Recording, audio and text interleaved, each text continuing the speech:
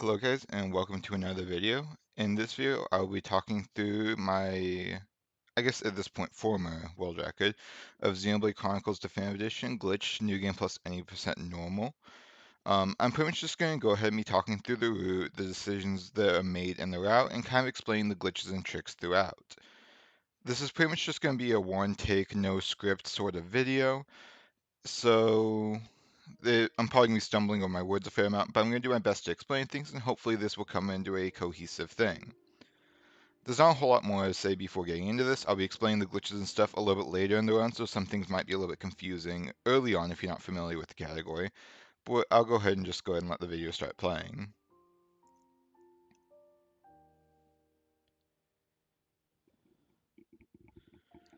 So as this category suggests, it allows basically all glitches in the run.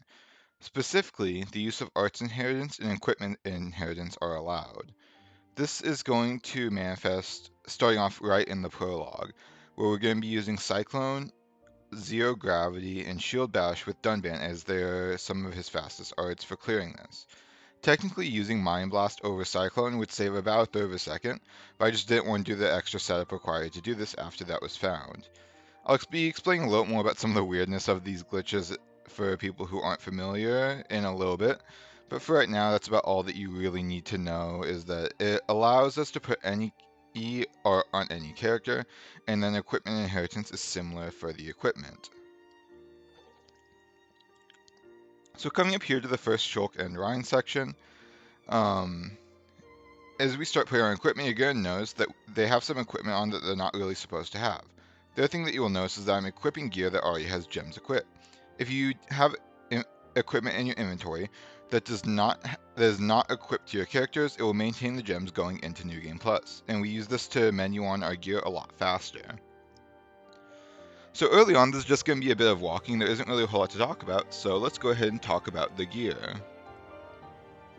So up here in the top right, I have a save file pulled up where I can go ahead and showcase the gear and start talking through the equipment we're running on each character. Also, this music is a little bit loud, so I'm going to turn it down a little bit. Hopefully that's fine for the video. So for the gear on Shulk, we're running the Monado 3 with attack stability, first attack plus and electric plus. Then on his armor, we're running Earth Cloak, attack plus on Ether Frame, some haste, a little more Ether up on a unique piece of equipment from Fiora, and then just some quick step. Most of this is, oh yeah, one other thing to mention is that if you put on fashion gear, it does fix the invisibility thing. I'm just using the invisibility because it looks funny. So, as we're walking right now in the game, we're kind of taking a little bit of a detour because Shulk has the quick step equipped already.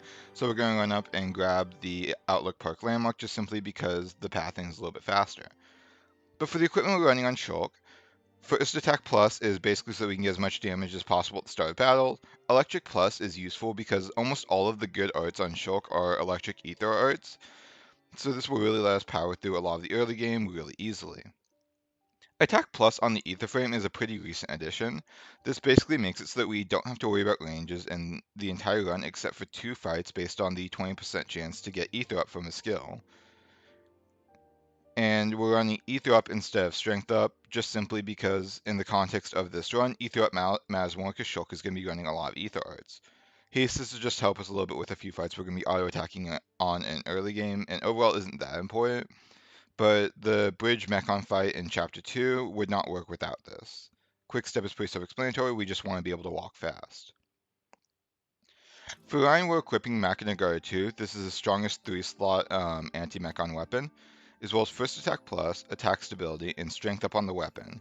The reason why I put Strength up on the weapon is this lets us actually minimize the number of equips, as we don't need to equip a headgear to him or some other piece of armor, while running the strength up or the attack plus 44% from the Ether 5 frame only costs 40 max auto attack damage, which doesn't really matter in the context of the run. The headgear doesn't really matter, I'm just running the Ether 5 goggles so that I can make the top of Ryan's head invisible. And then we're running strength up from the Azure Arms, Engineer Belt, which has Earth Cloak 4, which will be used for a skip eventually, and just more quick step.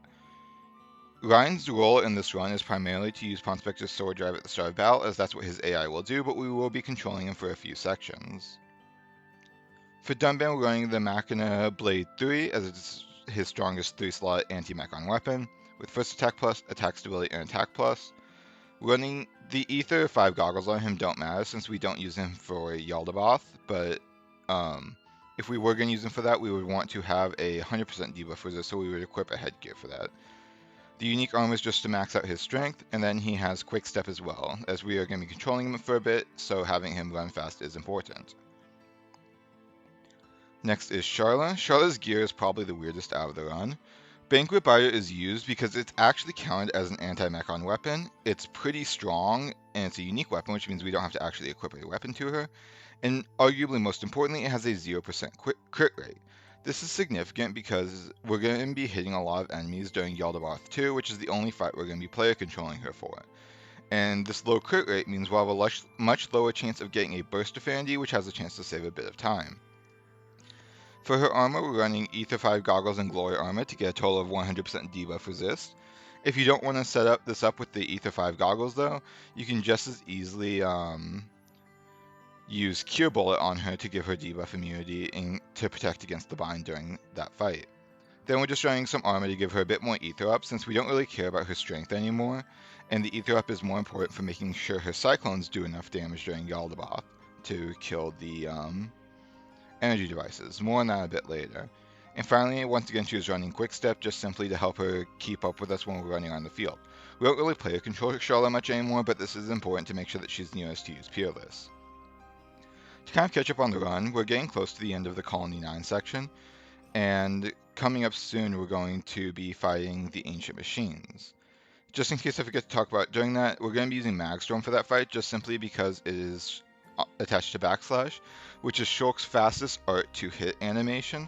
There's a few quirks with Magstorm on Shulk in particular, which will be important for one fight much later in the run, but we'll get to that when we get there. For now, all you need to know is that Magstorm is going to be our main art for the early game, just simply because it comes out in, I believe, 25 frames, and it is, aside from Cannon Drones, which we will also be talking about later, it will be Shulk's fastest art to use for the vast majority of the run. Getting to Melia's gear has actually recently been rerouted. Now we run the Sun Staff on her with first attack plus, and attack stability. We run some Ether Up unique gear just so she has enough Ether to handle the tomb fights on her own, and then we run some Quick Step shoes on her since of course there are a few parts where you are forced to play as solo Melia and we want her to be walking fast. The reason why we run first attack plus is it was found relatively recently that running first attack plus allows us to one-shot the first enemy using Spear Break, which more than offsets the time that it takes to equip the weapon to her. Next up is Ricky. We're running the Meteor Biter on him with weapon power, double attack, and paralysis up, as well as some unique gear to boost his strength, haste, and his quick step. It's not worth it to manually equip quick step shoes to him, so we just use the infantry boots.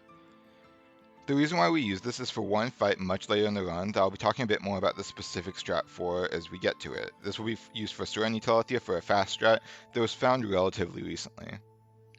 And finally, for Fiora, we are running Dystopia, which is a bit of an inconsistent weapon, but it gives us the highest average damage out of the options available, with Electric Plus, First Attack Plus, and Attack Plus.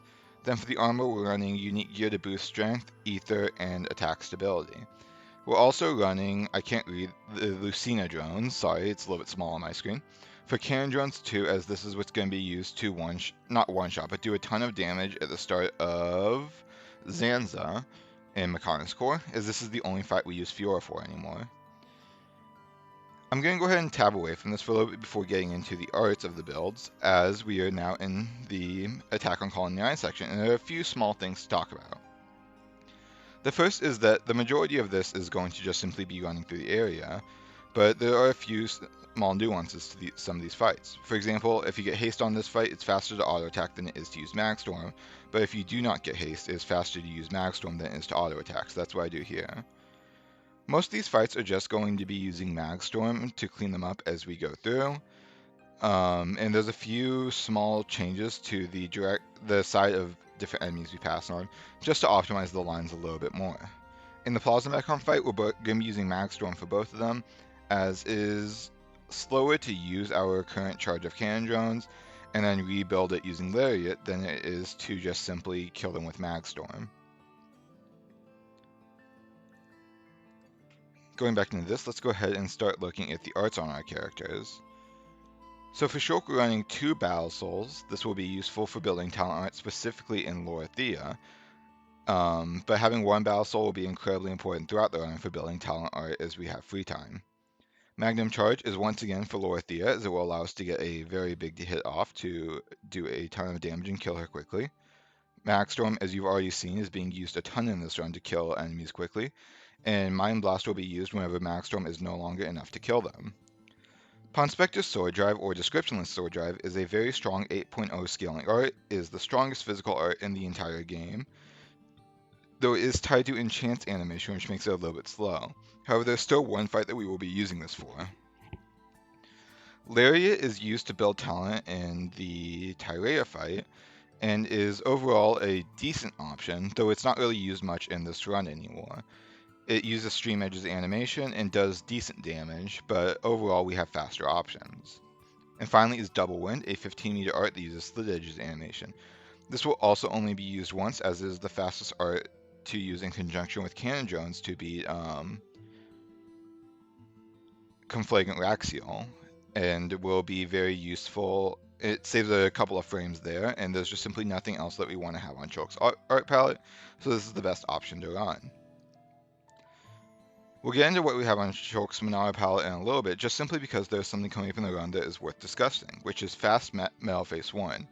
For some reason, for this fight, if you deal enough damage quickly enough and use a Monado art, he will instantly end the Phase 1, which is the Auto-Scroller phase, where it's pretty much RNG, and essentially that just is much faster. We follow this up by using Battle Soul so that we will have talent art for an upcoming section so we can use Cannon Drones.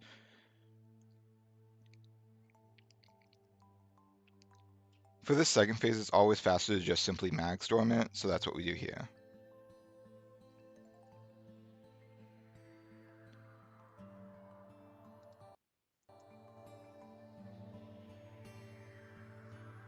Adjusting the sound of the music again. So let's go ahead and turn on the Agata game capture, because most of what we're going to be doing here is just simply going to be running through Tephra Cave. On Shulk's art palette, we have Cannon Drones in the center. This is significant because it means that Cannon Drones will not be able to be used with First Attack Plus. And the reason why we can't put this on Shulk's normal art palette is that his talent art actually gets reset on his standard art palette all the time, pretty much anytime you change areas or change the party. And it's really unfortunate that we can't use First Attack Plus with it. However, Cannon Drones is still an incredible art because it comes out in, I believe, 5 frames, which makes it incredibly powerful for the context of this run. The only other art in here that matters is Monado's Shield, which is used for Metal Phase 1, as you just saw. All of the other arts you just want to be arts that Shulk will never use. I'll go ahead and scroll over what I have in case you are curious. But basically, you don't want Shulk to be using any Monado arts during the run, as this can use his... Whenever he's on AI, he can use his talent whenever you do not want him to, and that would be pretty bad for the run, because you will not have Cannon Drones whenever you want it. For Ryan's art, the only arts that matter are Magnum Charge, having either activate Monado, actually there's something to talk about on the run real quick, which is I zoom in the camera all the way here for a setup for this. If you have the camera at a certain angle, you would target under the first Arachno there, which will cause all the Arachnos to kind of bunch up so you can kill them in a single Cannon Drones. If you do not have a certain camera angle, you will actually target the second one from you, which will cause them to run away from each other, and you will not be able to kill them in a single Cannon Drones. Don't ask me why this happens, it just does. This game is pretty weird sometimes. Since there's actually one more thing to talk about in the run coming up, I will go ahead and hide this again. But after the Arachno Queen fight, there will be something of slight interest, which is that throughout this run, there are going to be items that we get in these sort of pop-up boxes, and it is technically a few frames faster to manually select the item out of the item itself rather than clicking Take All. This is pretty difficult to time, so I usually just hold up while mashing and hope for the best, but I believe it saves about 6 or 7 frames to manually select the item out rather than getting Take All.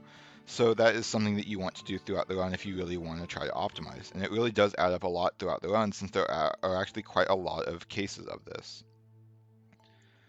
Of other note is that the Arachno Queen there starts just slightly out of range for Magstorm, and since we both have Earthcloak, she won't walk towards us because she won't spot us right away. Because of this, we have to walk forward ever so slightly before using Magstorm in order to kill her. Back into this, so continuing on Ryan's arts, I'm running Overdrive here, which is a variation of Charlotte's talent art, but you can also run either Cool Off or Shulk's Activate Monado. Specifically, this has to be the Activate Monado with a description such as this. The descriptionless one will not work. What this art does is, whenever it's in a normal art slot, it will allow you to activate whatever in your talent slot from infinite range, which will be useful for a few things throughout the run. Magstorm is no longer needed on Ryan, but I still just have it here as a placeholder. Outside of that, you want as many Dive Sabbat or Chive Sabbats as possible, as inflicting paralysis with Ryan will eventually be important. You can also run Berserker on Ryan, but this is no longer needed in the current route. However, it can make a certain fight later in the game a bit easier and more consistent, though at the cost of about half a second. For Dunban, his talent art doesn't matter. The arts that do matter on him are Shield Bash, Buster, Magnum Charge, Berserker, Ponspector Sword Drive, and Zero Gravity. I also have Cyclone on, and Descriptionless Buster, as these are used for a Yalda 2 strategy, though it's not used in the route that I'm showing today. However, it is useful in a variation of the strat that we'll be talking about a little bit later. As I mentioned before, Final Cross or Mind Blast are actually slightly faster to use than Cyclone for Prologue, but it's only about a third of a second, and I just didn't feel like doing the setup for it. These arts are basically just a combination of fast animations and strong physical arts, which we will be using for Dunban in late game. For Charlotte, we're running basically all her arts that we're running matter only for the Yaldabaoth 2 fight and what her AI will be doing throughout the run. It's very important to have Peerless on her for this route, as her AI will use Peerless at the start of battle, and this is very important for the damage that we're going to be doing throughout the game. It's more important for Charlotte to have Peerless than it is for Dunban, because Peerless will always go off with Charlotte at the start of the run, or at the start of any individual battle, whereas Dunban will usually want to run up to the enemy and auto-attack it once or twice first. This makes it mean so that we can get Peerless before we use our first attack, so we'll have Peerless boosted first attack plus arts, which is much more powerful and allows us to dispatch fights much quicker. Other than that, we're running Magnum Charge, Buster, Berserker, Ponspector Sword Drive, and Cyclone. Having Final Cross and Mind Blast are just here for storage. You really don't need them on her for this run. For Melia, the only two arts that matter to have on her are Spear Break, and Summon Ice. These will be used for the high-end tier tomb fights, and there's not really a whole lot more to say about them. Ricky's running Happy, since in the one fight we use him for, we're not going to want him to use arts. We're just going to want him to auto-attack. So we've just put an art on him that he will not use. For Charlotte, Speed Shift is not needed. Fiora, I just have this on her because it was just filling a slot and it used to be used. Arts that you need on Fiora are Cannon Drones 2 from her drones, Airfang, Cross Impact, Spear Blade, and Double Blade. Ideally, you won't need to be using anywhere near all of these arts. You should always kill by Cross Impact in theory, and I've never really seen it go past Spear Blade. But basically, we just want the high damage and relatively fast animation arts to help us kill Zanza and Makana's core as fast as possible. I'm not going to go over all the skills. I'll have a document linked in the description for all the skill links, but basically just know that we're using them to increase damage and quick step on all our characters. I'll go ahead and show the skill trees we're using now, but most of them should be pretty self-explanatory. I'm also going to turn the music down because it's getting pretty loud in my ears again.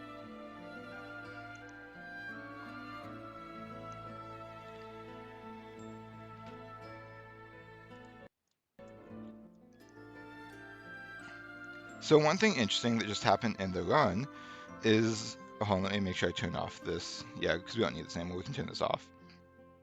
One interesting thing that happened in the run that I want to make mention of is something that I call fast question boxes. Anytime you get a yes or no prompt, if you press up or down on the D-pad, you can select the option quicker than the auto select for it, and this saves a little bit of time everywhere we do it in the run.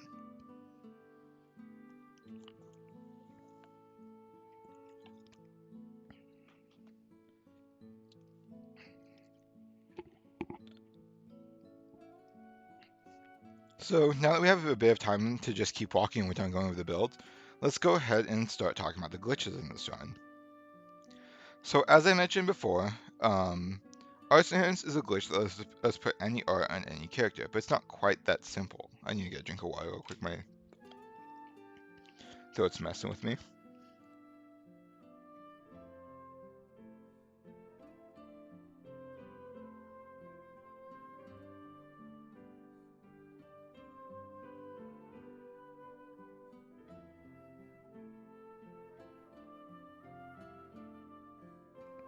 Sorry about that. But so the way this this glitch works is it starts off with something known as time attack glitch or a party swap. This allows us to switch our party to a restricted party from a time attack. For the purposes of this run, we use Lost in a Dark Dream, which is the future connected one, and it sacrifices Ricky, Fiora, and Melia. These are basically the three worst characters for arts nerds in the context of a full game speedrun, though Ricky has some uses which will be discussed a little bit later if I have time. In order to switch our party with these, we will need to take a quest that we can complete using items available in the Knot Archsage's shop, which is only accessible after reaching Prison Island 2. There are 3 such quests in the game, and I'll link a document and a video in the description that will kind of talk a little more about how to perform the glitch, so you can have a video representation as well, since I'm not really going to be showing any video for it in this. Once you've performed Party Swap, if you enter New Game Plus, all characters who are not a part of the party from that time attack will have their arts list removed. From here, essentially, it's just a matter of opening the arts menu and either holding down on the D-pad or switching over to level up to see what you pull. This will give you a effectively random art. We have no way of controlling it, though it's not technically random. You can then put this art on any character and it will correlate to a certain animation within them based on an internal data table. For example, Hammerbeat and Buster occupy the same animation index, so putting Hammerbeat on Shulk will give you Monado Buster's animation. Obviously, this isn't a very practical use since Buster is a very slow animation and Hammerbeat is a very weak art. However, this can apply to certain things such as Gale Slash being Buster's animation, which while Gale Slash is not particularly fast, it cancels into itself quite quickly, so you can then spam Monado Buster on Dunban to deal a lot of damage very quickly. There's certain implications about this that are important to the run, such as the fact that, give me a sec, I'm thinking. Actually, I'm going to go and talk about these fights because there's some interesting things going on here. So we killed this first mech on M71 using Magstorm, but the one up top starts pretty far away from us as we have to run up to it, and also Magstorm would not kill it. Thus, we will be seeing our next use of Cannon Drones in the run. I am pretty slow on it here, but we use Cannon Drones to kill him from the entrance to the arena pretty much instantly, and there you can really see how fast of an art it is. And it's really convenient because here against a Mysterious Face, we get a chance to build talent. If you've been kind of watching the run, you might not know where we got talent again after the Arachno Horde fight, but when entering the Arachno Queen fight, you actually get talent gauge for free, so we use that here. So some of the particular use cases of significant arts with arts inheritance are that, as you can see here, and you would have seen it for the entire fight, Magnum Charge is available to Shulk regardless of whether he has talent gauge built or not. Pretty much all restrictions like this are removed from characters whenever you are using arts inheritance. So for example, Monado Buster on other characters no longer requires full talent, and this allows them to be spammed without cooldown on any character since they aren't really given a cooldown value. They're just dependent on Shulk having his talent gauge built. Other significant things about this are, as mentioned before, by putting Ponspector Sword Drive on Ryan's talent art, then using something that can be activated at infinite range, like Activate Monado or Cool Off, we can use these arts from infinite range as long as we can target onto an enemy, which will be useful later in the run. And finally, we're going to be doing some stuff to take advantage of the AI and how they use arts inheritance. For example, Ryan always starting fights with Ponspector Sword Drive and Charlotte always starting fights with Peerless, to make the most out of this. Equipment inheritance is the other major glitch of this run, which is essentially the ability to equip almost any equipment to any character. I say almost because there do appear to be some exceptions and we're not quite sure yet what those restrictions are or why they are. This is what allows us to put things like the Ether 5 frame on Shulk. In order to do this, you essentially do the TA glitch process, but after entering TA glitch, you throw away whatever equipment that character currently has equipped.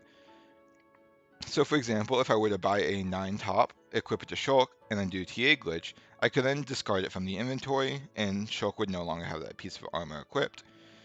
From here, you can then go and acquire a new piece of equipment through either a static chest in the overworld, such as the Giant's chest, which is where we get the Ether 5 frame from, an enemy drop chest, such as the Banquet Buyer that we have equipped to Sharla, or just certain, you can buy them from the Nop on Archsage. Using regular shops for this doesn't seem to work and it causes the game to crash.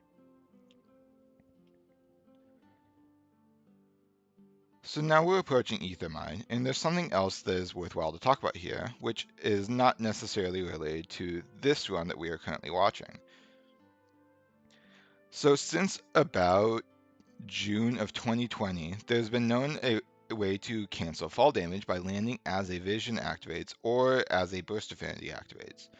However, until recently, this was not really considered feasible for runs. Recently, though, as in about a week ago, a consistent setup was found for this through the combined effort, or I guess kind of combined, we were all kind of working somewhat independently, but a Japanese runner known as Siordai, a speedrunner known as Dread, and myself. This allows this trick to be consistent enough to perform in full game runs. This is not done in this run, however it can save about 3 minutes, and I have recently gotten out a run that uses this. I'm not going over that run because that run is just simply a lot lower quality compared to this one in terms of execution, and it does have a few implications to the route and the way that we do things, and I just kind of wanted to cover this video since this is the one that I have a written guide for on speedrun.com.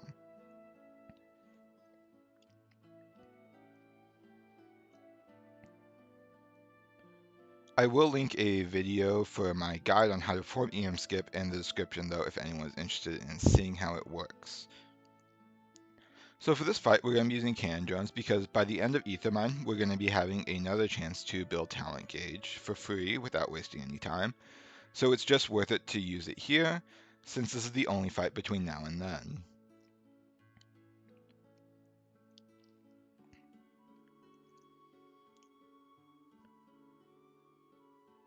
Most of what we're doing through Ethermine is just simply going to be taking the fastest route through this central terminal area, and we're going to be going to open the gate by pushing the button. One thing worth noting is that anytime you push a button in the game, you have a small amount of time before pressing it, while within the range of it, to turn around. This saves a little bit of time since turning around in this game is a little bit slow, and you can effectively do it during cutscenes.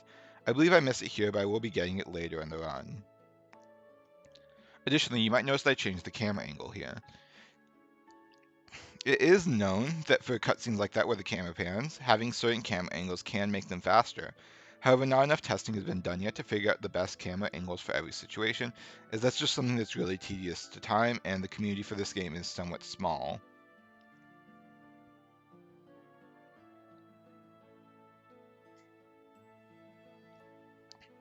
So the central pit of Ethermine is very cycle-based, and as I mentioned, we're not going to be performing Ethermine skip in this run. Because of this, we're simply going to be running into the center section, and we're going to be doing something known as Ethermine jump. This involves jumping down to a lower layer here, and this is going to be one of the faster setups for it, but there is a slower, more consistent setup found by Orif. I don't actually know what the setup is, but it's probably in the speedrun Discord somewhere. For the setup I use, you simply land on a lamppost, or you can land on the railing just below. I personally find more consistency landing on the lamppost though. Then we do a save and reload here to get the platform cycles to line up a little bit better so we can just drop straight onto this piston. Whenever the map changes in the top right, that means that we're safe to drop. And from here we can start running down to the next layer. As we approach the first ether crystal deposit on this winding path, we're going to do another save load to line up the blade cycle down below, which saves about 4 seconds.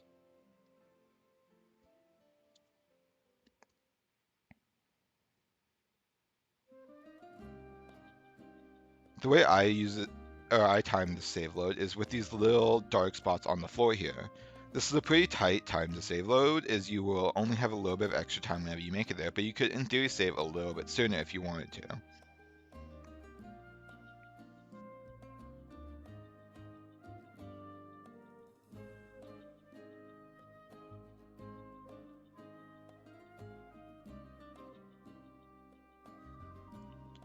The way I walk you down the slope a little bit extra further is to avoid a fall damage. If you take fall damage there, you're pretty much guaranteed to miss the blade cycle.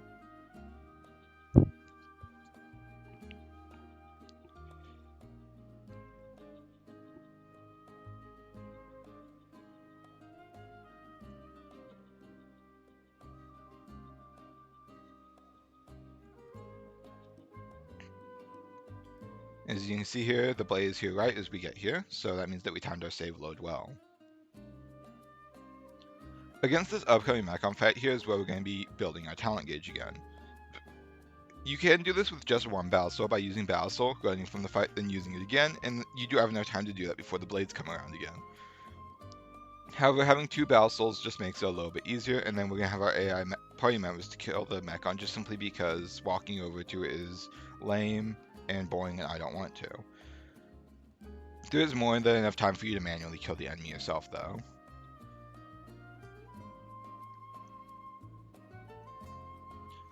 Also, since this is the first area in the game that it can happen, it's worth talking about collectible visions.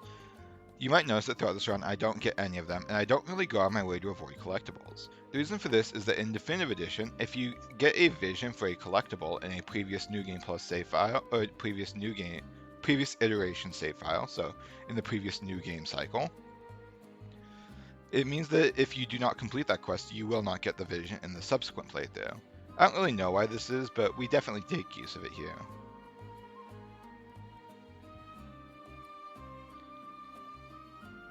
So for these two enemies, we just simply get behind them and use Mind Blast, and this will kill both of them. This is faster than the older strategy, and it's also a bit more consistent from what I've heard. We do a little jump off the stairs here to save a little bit of time, though I am not quite sure if it matters due to the blade cycle.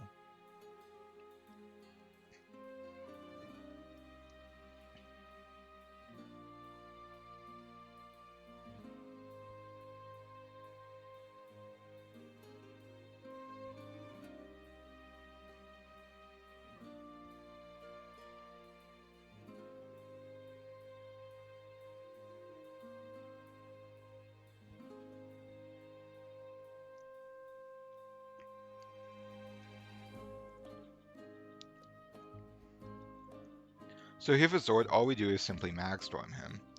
And as I mentioned Ether Mine Skip, before I might as well explain now that the place that we would land from Ether Mine Skip would be on the slope just above this area. From there we would just simply drop down in front of the elevator to activate the cutscene.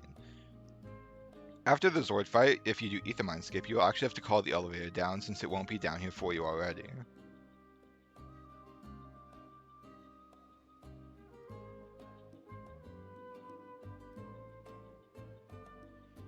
For a while it was considered whether it was worth the time or not to do a save load for this upper blade cycle, but it was found to not be worth it as it doesn't really save any time, even if you get it basically as late, do the save load basically as late as possible.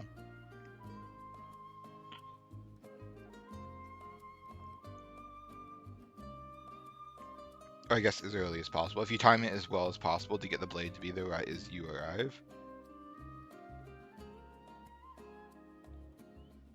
Coming up for the next Zord fight, it's worth mentioning that this is the only fight in the game that we are able to move and put inputs while we are in the load-in. This means that we can simply queue up an art during the fade-in and we'll be able to attack without having to draw our weapons. This saves a couple of seconds as it skips the weapon draw animation and we're putting in animations during the usual fade-in, so we're just overall acting a little bit sooner. Overall this probably saves about 2.5, maybe 3 seconds.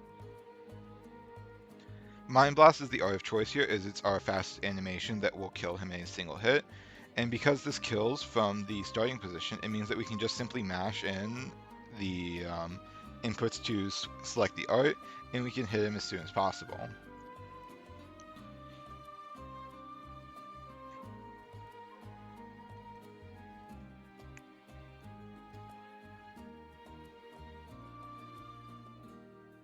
For this fight for unfinished business, this is one of the only things that is a quote-unquote range in the game.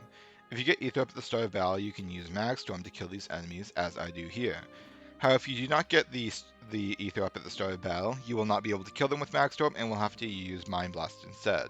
This is about half a second slower, but it doesn't really matter that much in the course of the run. It's just a minor optimization you can do if you react to the Ether up well enough.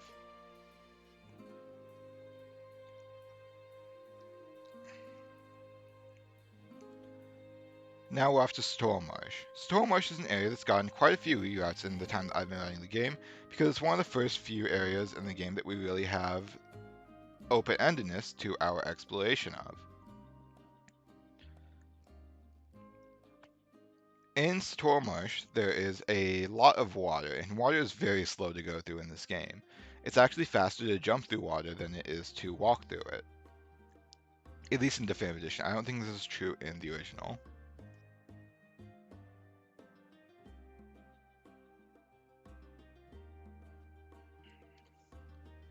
One of the other interesting things for routing in this part of the game is that we are able to collect the Radiants, which are the quest items needed to progress, before we accept the quest for them.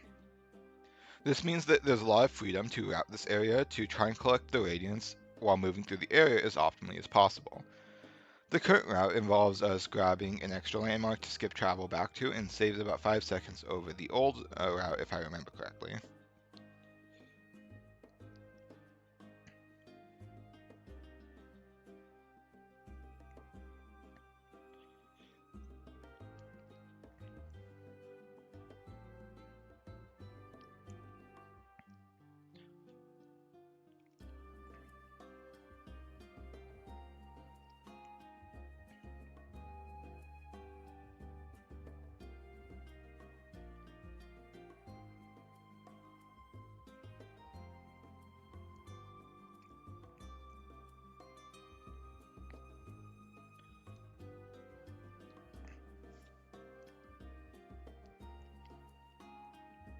So one of the things relevant to talk about now is water movement. As I mentioned, walking through water is slower than jumping. However, jumping is slower than walking. And you only get slowed down by water if you are deep enough in it. Because of this, the way that we do water movement is we try to overall minimize the amount of time that we're in the water, as we can keep our full running speed then, even if it's a slightly on an optimal line. And we want to do the minimum amount of jumps in the water as possible. In general, I've counted out how many jumps are optimal to do through water, and if you would jump halfway through water that you are slowed down by and halfway through water that you wouldn't be slowed down by, it's generally better to just not jump, as it's better to have that extra time running at full speed.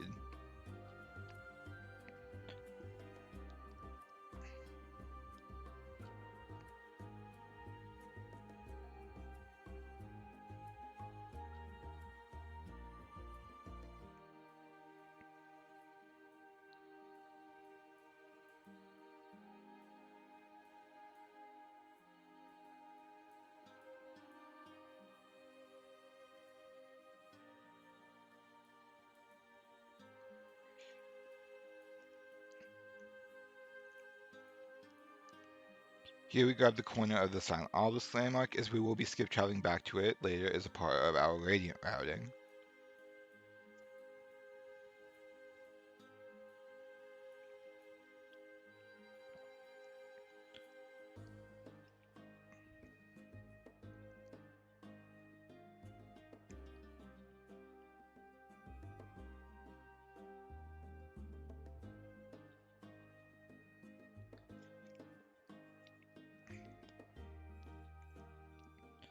Coming up here is one of the few major sources of RNG in the run, as it can cost you probably about 4 to 6 seconds depending on how well you react to it. This is going to be Aggressive Cornelius. He guards this first Radiant, and he's not always looking at it, so ideally we just want to kind of run up and slip by him and grab it. However, if he spots you, you have to kill him with Pawn Spectre Sword Drive, which wastes a bit of time.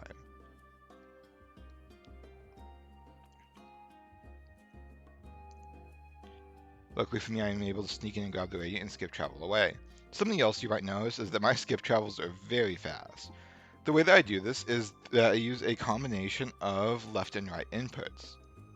I'll have in the description my guide for this category, which I'll have all my skip travel inputs in it as well. The general idea, though, is that by doing inputs such as down, right, up, I can quickly roll my thumb over the D-pad to get the inputs in very quickly without having to mash. And this is also generally faster, as it's a lot easier to input that quickly than it is to input the same button twice. In some cases, this actually is fewer inputs than using the right input gives fewer inputs than just simply mashing up or down, so it's also useful for that. Here's the long jumping section. We're actually going against the current here, so it is actually even faster to jump through this water than it normally would be. You might notice I'm going pretty wide here, and I'm going a little bit overboard in this run in particular, but you can very easily get caught on the corners of the cliffs here, which will really slow you down, so you want to avoid that.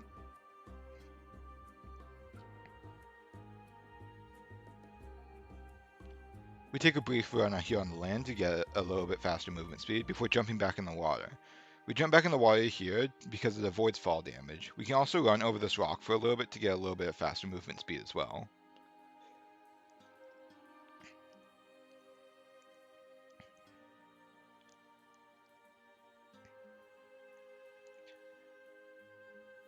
One of the things that you can do here after you run past Cornelius is something known as cursor memory. I believe I forget to do it in this run, but the basic idea is that if you set your in-game the central cursor to something, it will be remembered until your next battle.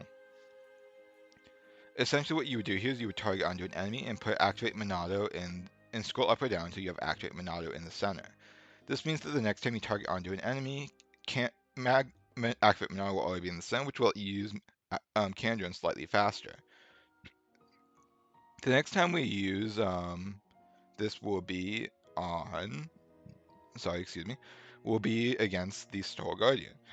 So we'll be able to save a little bit of time if we remember to do that.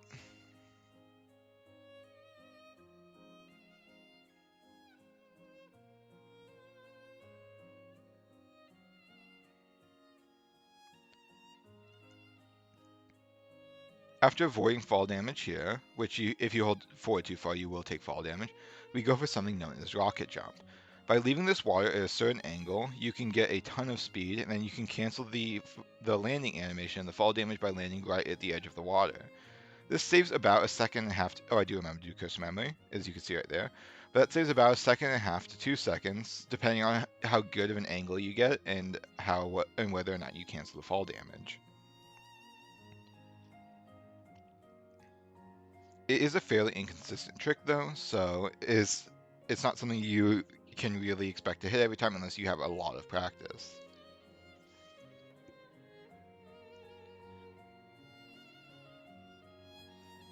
Also, something that's worth mentioning is that we're only now skip traveling to the Sartorial statues.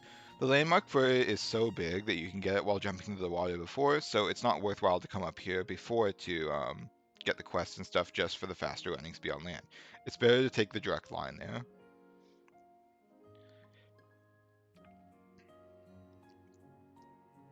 Here against the Toro Garden, you can see one of the unfortunate things about having cannon drones on the Monado palette, which is I actually closed the Monado palette there instead of activating cannon drones.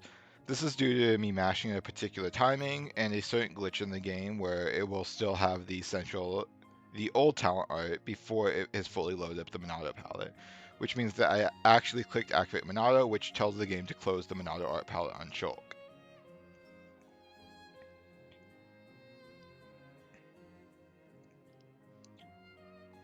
Coming up here is the climb section. There's not really a whole lot to talk about here other than the fact that every time we grab onto a vine, we're going to want to jump to skip the starting animation.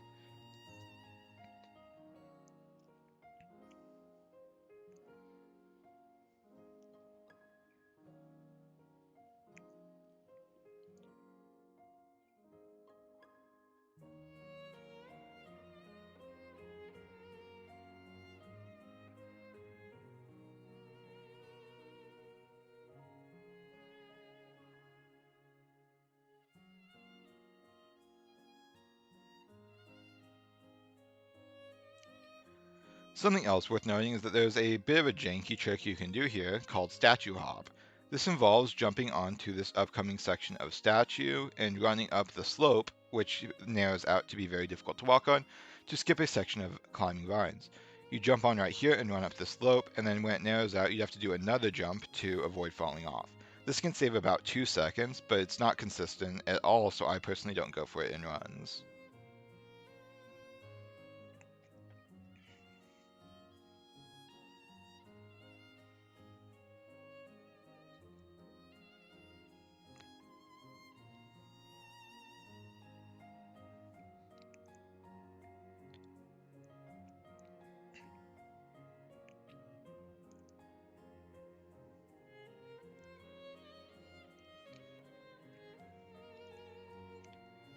So if you're familiar with runs of original Xenoblade 1, you might know of a save load that you would do in this general area. However, that's no longer done in Definitive Edition, as the platform cycle, or the cycle for the geyser, just simply works a little bit better for us. And it's faster to just wait for it.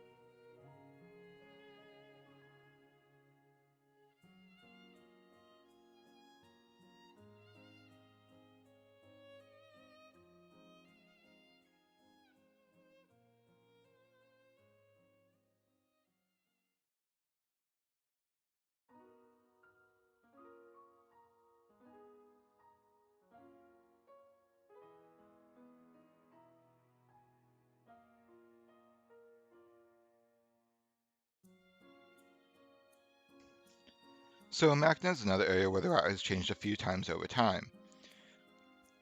The current fastest route involves grabbing Agni Tablet, which you can do from the very corner out here, then running over to Melia, and then skip traveling back here later to drop down to Lakeside.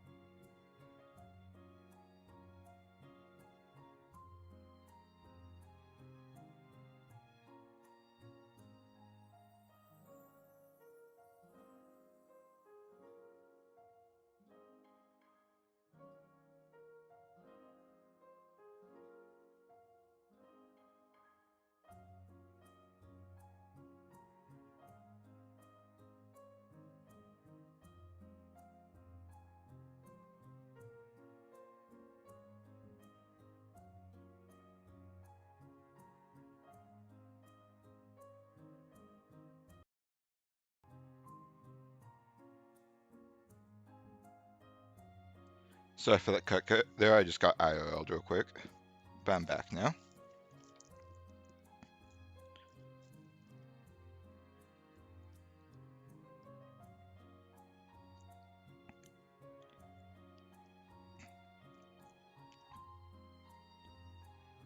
So for this upcoming section, we're going to be skip traveling back to the Agni Tablet, and we're going to be doing Lakeside Drop.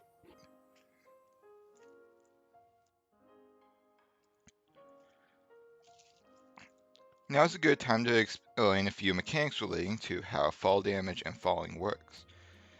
So, as you saw there when I jumped off of Agni Tablet, I fell down really quickly. This is what's known as a fast fall.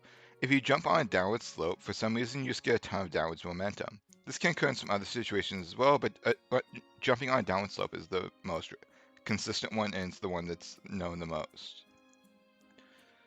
The other thing to note is that, actually I'll go ahead and talk about this real quick, this fight, which is that we actually start about 1 pixel out of range of one of these Telethia. Simply holding forward while mashing Mind Blast will allow us to kill them all. Here we quickly go ahead and equip all the gear we needed. I flubbed this menu a little bit, but overall it's pretty decent. The other thing to note is how canceling the fall damage animation on the edge of water works. If you land in very shallow water that's just barely deep enough to prevent you from taking damage, you'll essentially get to skip the animation of taking fall damage normally, as well as getting to skip the animation of you plunging deep in the water and swimming back up. This is what's known, at least what I call it as, is a fall damage cancel. Or landing animation cancel, rather. This is used a few times throughout the run. It was used earlier with Rocket Jump, it's used here in Magna Forest, it's used once in Alchemoth, and then it's used as a part of Hollow Bone Skip much later in the run.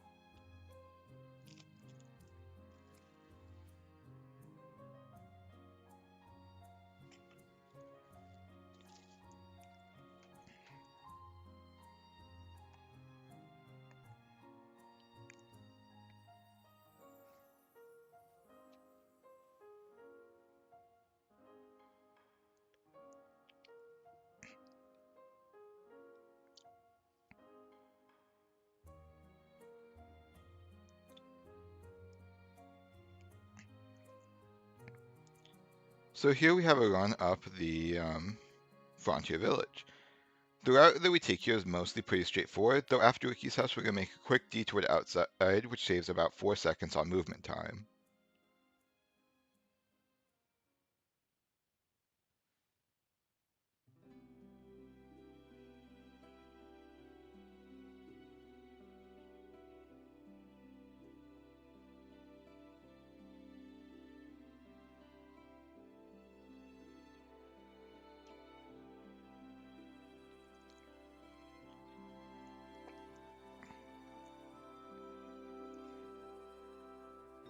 Of note here with the movement is that we make sure to grab the Chief's Residence landmark. You do have to go slightly out of your way to get it, so it's easy to miss if you're new to the game, but you do have to grab it as we will be skip traveling back up here later.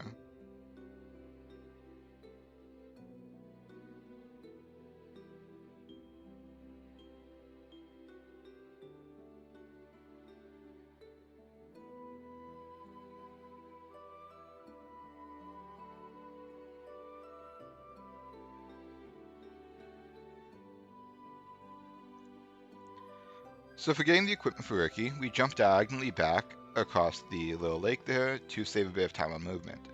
Then we come here to grab the weapon first, then we grab the gauntlets. Here we take fall damage. You can technically avoid this by landing on the tree trunk, on that little branch that was there on my left during the fall, and then dropping down here. This would save about a second, but it's difficult and I'm pretty inconsistent at it, so I don't go for it.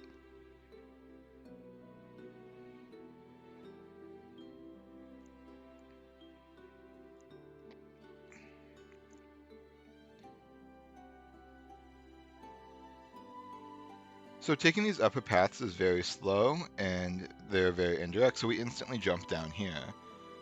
The route through Magna Forest here has been redone a couple times, but right now this is the fastest, which involves running to the right side of this rock here at the beginning, then over a tree branch.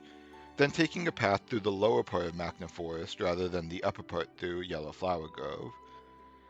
Taking this route risks getting seen by a Dinosaurus, but if it sees you, you can just jump whenever it would hit you, and you about break even with the Yellow Flower Grove route.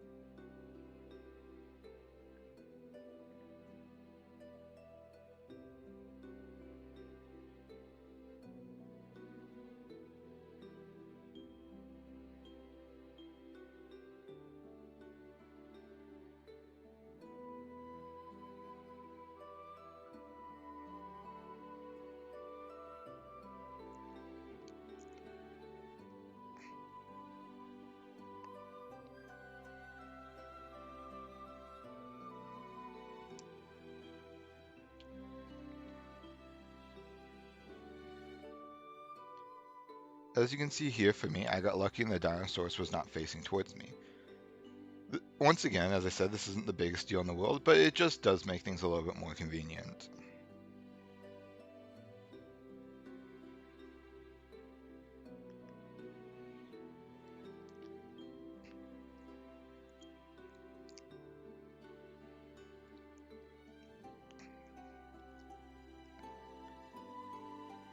Here against the Leon Telethia, we have another chance to build up talent with Shulk using Battle Soul. It's very convenient that we have this time here, as the fastest way to beat Phase 2 is just to simply use cannon drones on it.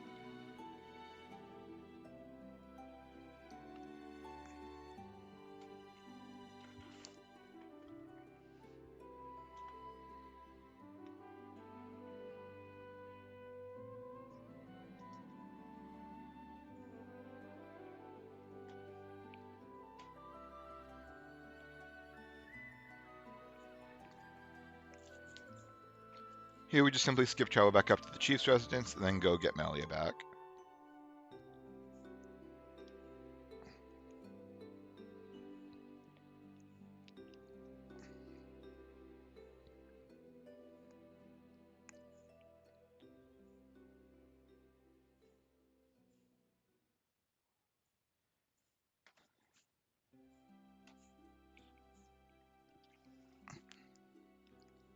Come up here, we have another fast question box for the transporter guide, and then we're ready to move on to Aerith Sea.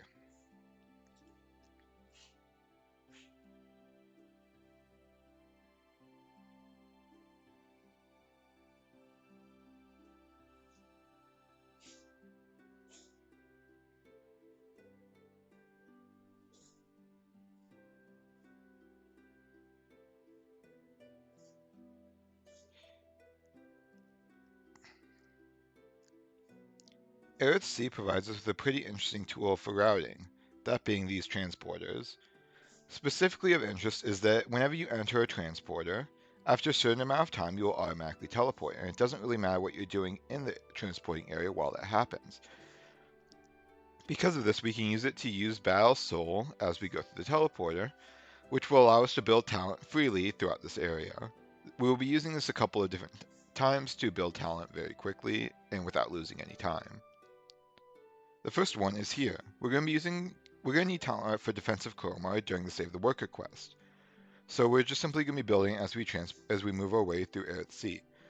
If you don't get it on these first two enemies like I do, you have plenty of backups, as we're going to be using a lot of transporters before that quest.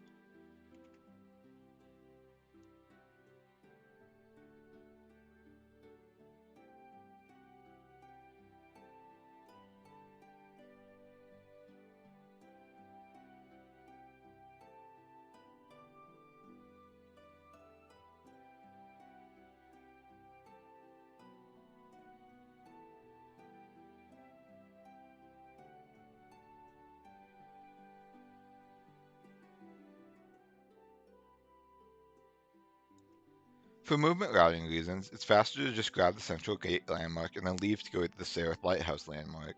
Then we can skip travel back to the Central Gate, and it'll save time on movement overall, because you have to walk so far into the Central Gate landmark is so far into the center, and you have to walk really far forward to trigger that cutscene.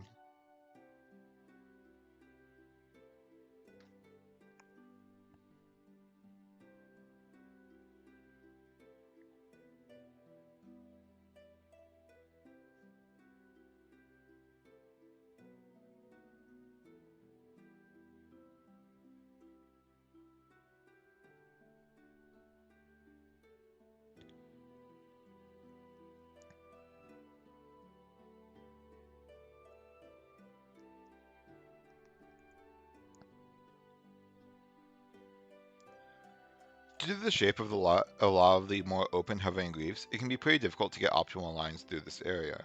However, with a bit of practice, you can get some pretty decent lineups that make it pretty consistent.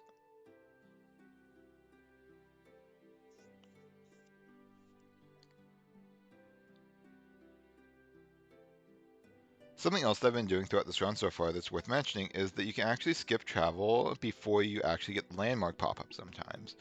This will still unlock the landmark, and it will allow you to skip travel slightly faster than waiting and reacting to its pop-up.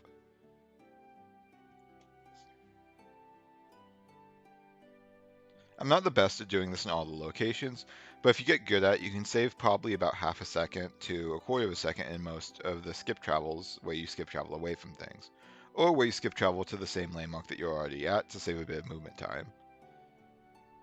Here in the Great Hall, taking the left side is technically slightly optimal. This is because if you get here slightly later than I do now, the guards will start shifting at 3 a.m. This will cause the guard up by the teleporter on the right to start walking away, and he can get in your way if you're a little bit late getting here. However, I got here early enough to where it wouldn't matter for this run.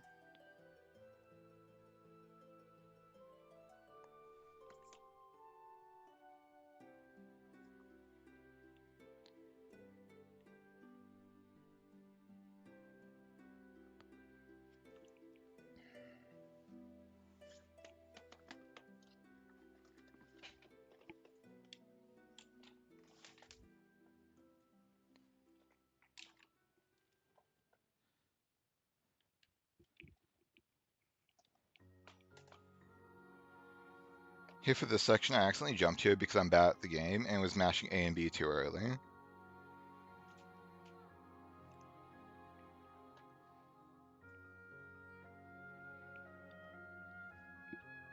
This is why we got the Seraph Lighthouse skip travel point earlier, as it allows us to quickly get to where we need to go for this quest.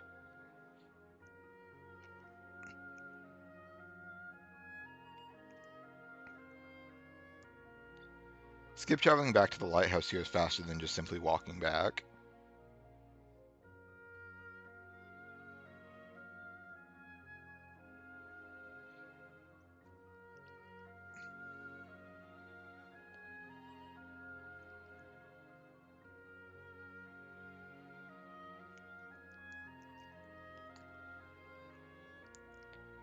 Coming up is Defensive Koromar. This fight can be a little bit janky, but overall it's reasonably consistent. However, I do mess it up in this run. The way that you usually want to do this is if you target the third Koromar from the left or the second from the right, you can usually get a decent line to hit them all with cannon drones. However, it is still a little bit particular with the positioning that you use cannon drones from.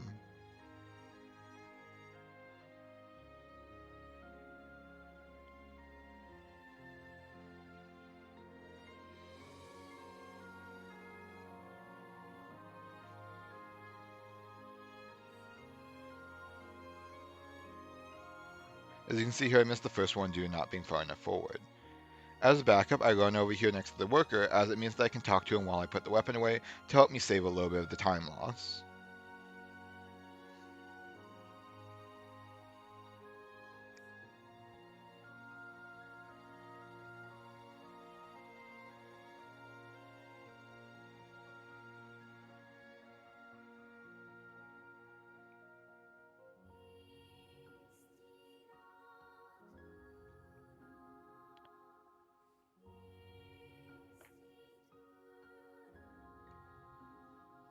Here in the White Wing Palace, we're going to be fighting the High-Tier Assassins fight.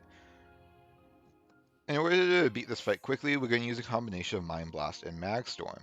However, the two defensive High-Tier Assassins who spawn in the second row not only don't walk up to us, but spawn slightly outside of range of 15-meter range, or it's like Magstorm. Because of this, we're going to have to walk forward slightly before attacking. It might look like my Mind Blast should have absolutely missed there, but the direction that the enemies that will get hit by the art is actually determined at the time that you click the art. So even though it looks like I just simply used the art going to the right, it was actually still facing forward due to whenever I clicked the button.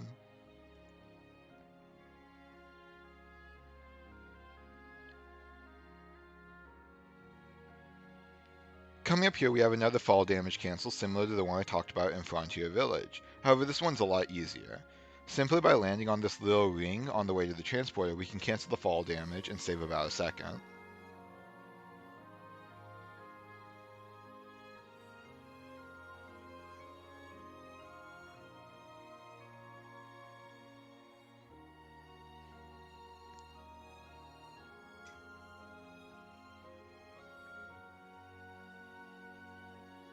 Alright, time for High Anti-Tomb, everyone's favorite part of the game. So as I mentioned before, this is something that's been actually recently optimized. Using Spear Break with a first attack plus weapon is enough to kill this first enemy, which saves about 2 seconds. I think it actually might save a little more than 2 seconds in terms of the animation. This makes it more than worthwhile to equip a weapon to melee, as the time save is more than the amount of time it takes to equip the weapon.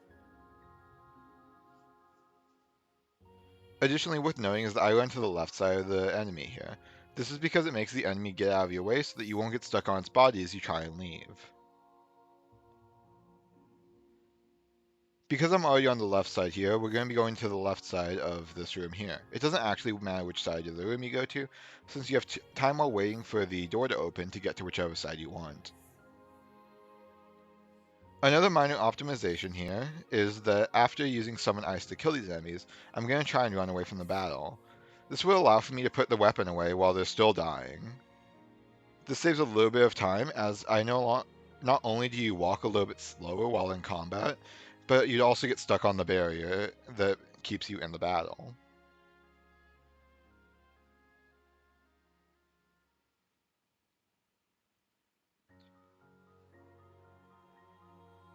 As I mentioned before, while you're waiting for the doors to open, you have a little bit of time to get to the optimal side for the next line. I use that a little bit here so I can take some better lines between these next few areas.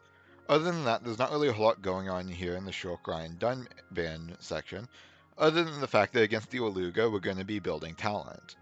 We're going to use Magstorm into Battle Soul and have Ryan kill it with Pontifex's Sword Drive. Usually when doing this, you'd want to get out of Ryan's way so that he doesn't have to run around you and thus saves a little bit of time. However, if you do this here, there's a decent chance Ryan will kill the enemy before you get off your Battle Soul, and this can actually mess up the Tyrea fight, so it's better to just take the tiny bit of time loss from Ryan getting stuck on you and having to run around you.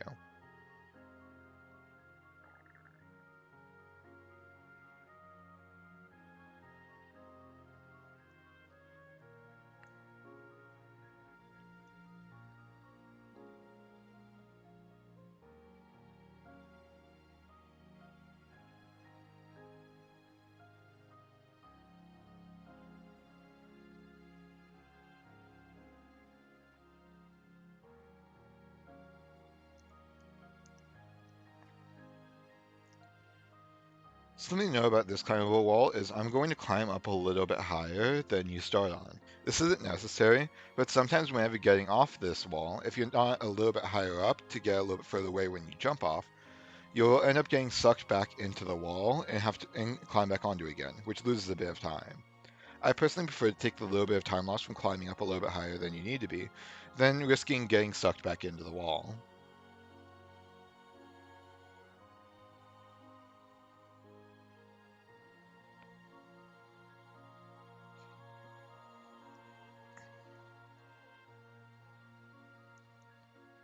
So these climbable walls here are a little bit jank, and there's a really precise trick that, I guess not really precise, but fairly precise trick you can do here to save a little bit of time. As you can see, I climb up a little bit higher than the floor and then jump off. However, if you go at it at a certain angle, the game can kick you off the wall automatically, so you'll instantly start falling, but you'll already be close enough to the ground to where you'll instantly land and start running at normal speed. As I said, though, this is really difficult to do consistently, and so half the time you'll just end up climbing down normally, which loses time. Something else to know about buttons that I didn't talk about before is that you can slide past them, which saves a little bit of time on movement as well. This is because your momentum carries when you hit the button, so if you're lined up in a way that you'll keep going past it, you can save a little bit of time on movement like that. This combined with the turnaround will allow us to save time on most buttons in the run, assuming we play well. The strategy for this fight is actually kind of complicated. Well, I guess not that complicated, but it is interesting.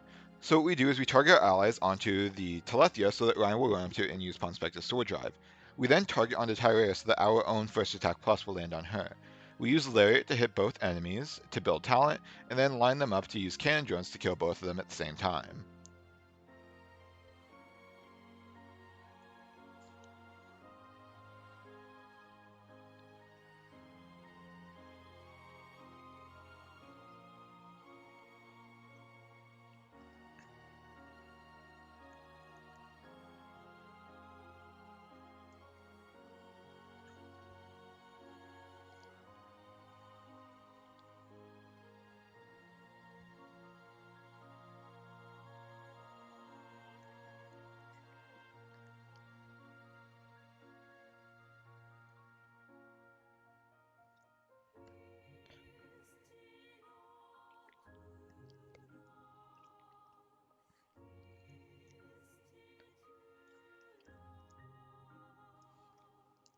Coming up here, we just have a little bit of walking on Alchemoth to do a few story objectives. Of particular note here is this jump over the railing. I don't time it too well here, but if you get it so that you land on the railing and then bounce off of it, you can get more distance from your jump and have to swim for less distance in the water, which saves a little bit of time. This isn't super important to the overall run though, since it is relatively minor.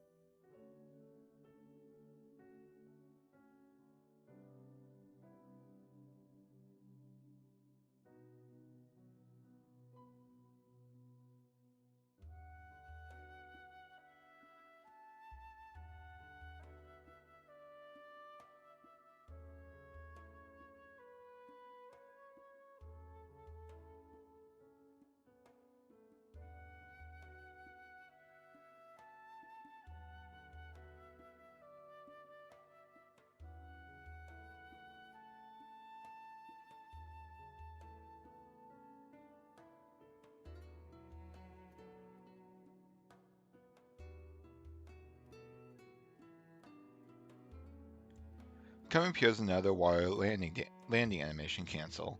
It's actually really easy to get this one. If you just simply jump at the edge of this platform here, you'll always get it with the amount of quick step we run in the run. Additionally, those two NPCs just completely poof out of existence there at 6 p.m. If you're fast enough through the past few sections, you can actually get stuck on those two enemies as they won't have disappeared yet. However, that's pretty uncommon, and even then you can usually just kind of squeeze your way through them.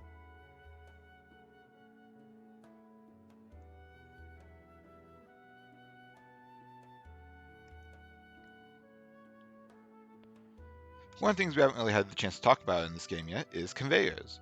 You can maintain momentum off conveyors through a jump, and for some of the faster conveyors later on, you can jump off them twice. There's some pretty weird mechanics, I guess you would call them, relating to conveyors. We'll be talking about those a little more later as they become relevant.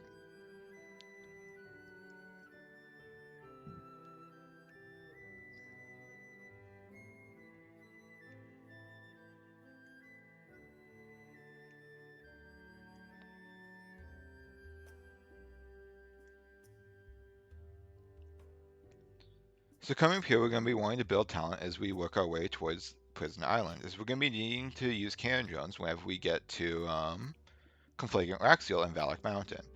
The first time you're supposed to use Battle is actually in this teleporter right here, using that nebula back there. However, I often forget this one. Luckily, there's still 2 enemies we can use it on in the upcoming areas.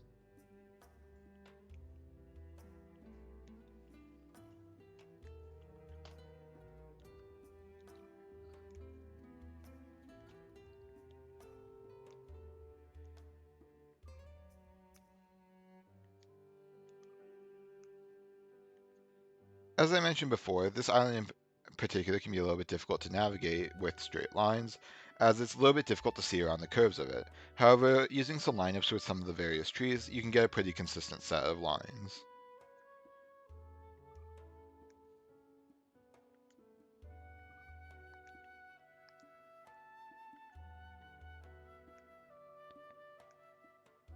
We're going to head right here first to that seal island, just simply because if doing so allows us to save 1 input on skip travels, as we'll be able to do both of the skip travels by just simply pressing up once. If you go to the left seal island first, for the second one you'll have to press up twice, which loses a bit of time.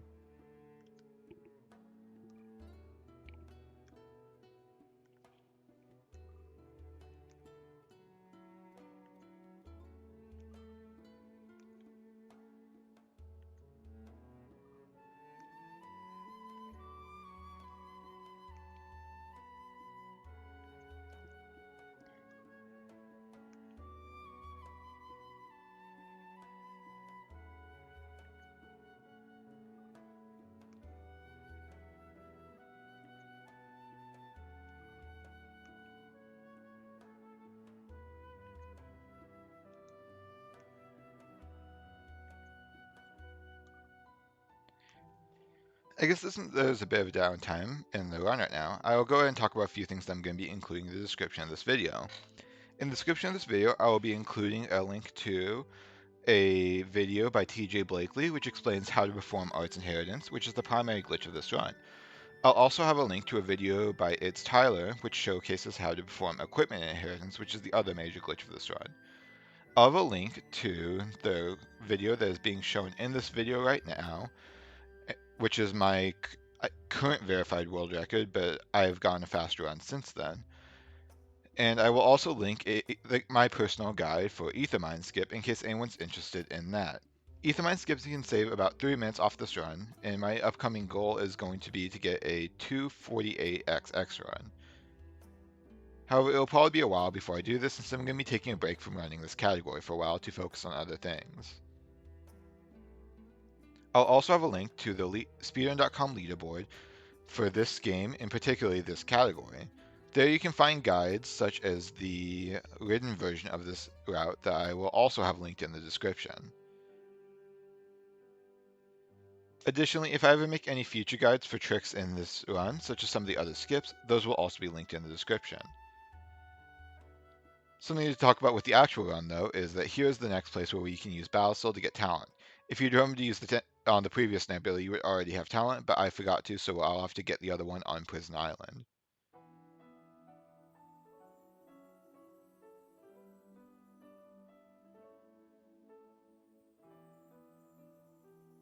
This Komar on the ramp here can be pretty annoying, but luckily he was in a pretty good spot for me.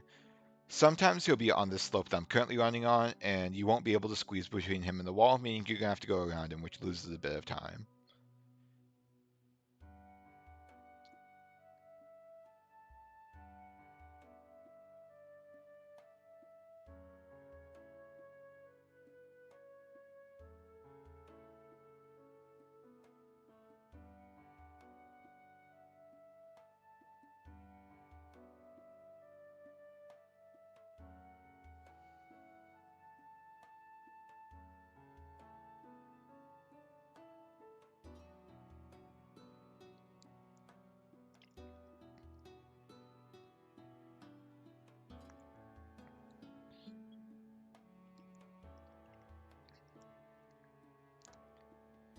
In this upcoming fight against the Skyray, we're going to be using Mind Blast, and then Ryan will be finishing the enemy off with Ponspector Sword Drive. This is actually the last We used to use backslash in this route a long time ago, however that has since been routed out, and this was actually the last fight that used to use it. Whenever we found enough damage with Mind Blast using the equipment inheritance to always be able to kill, if we're officially able to route backslash out of the run.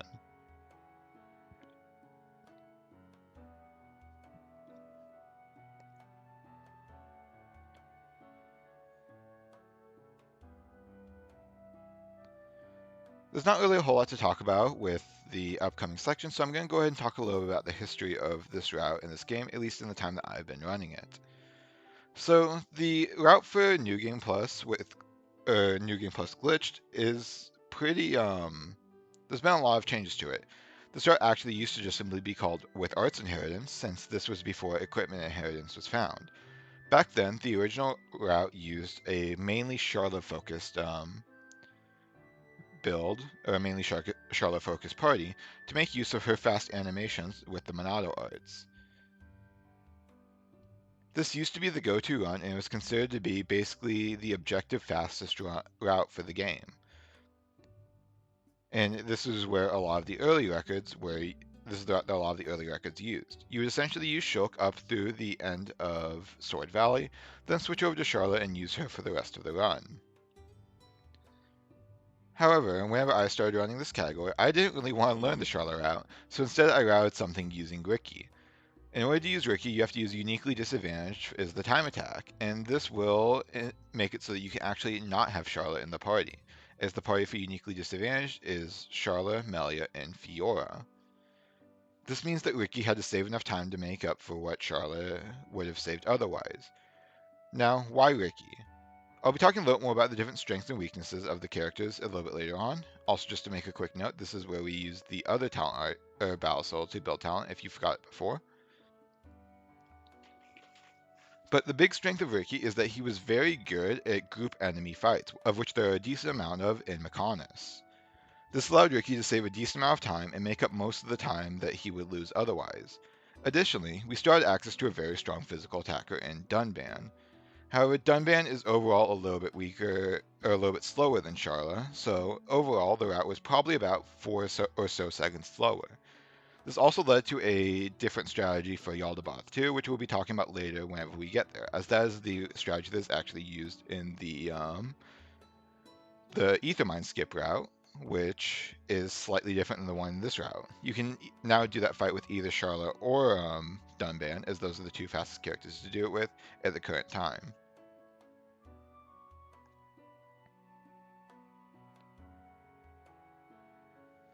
After this, I was pretty much the only person really pushing the category for a while, and I got a time of 2:53 using the Ricky route.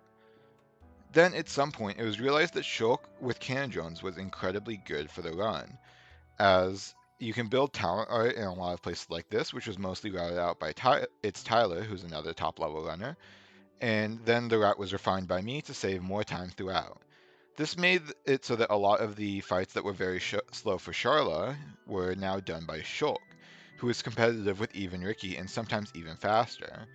This made it so the Ricky route basically became obsolete, and the Charla route once again became the main route of the run, however this time focusing much more heavily on Shulk. Additionally, the late game was rerouted a while ago by me in the Charla route to use Dunban to save about 5 seconds.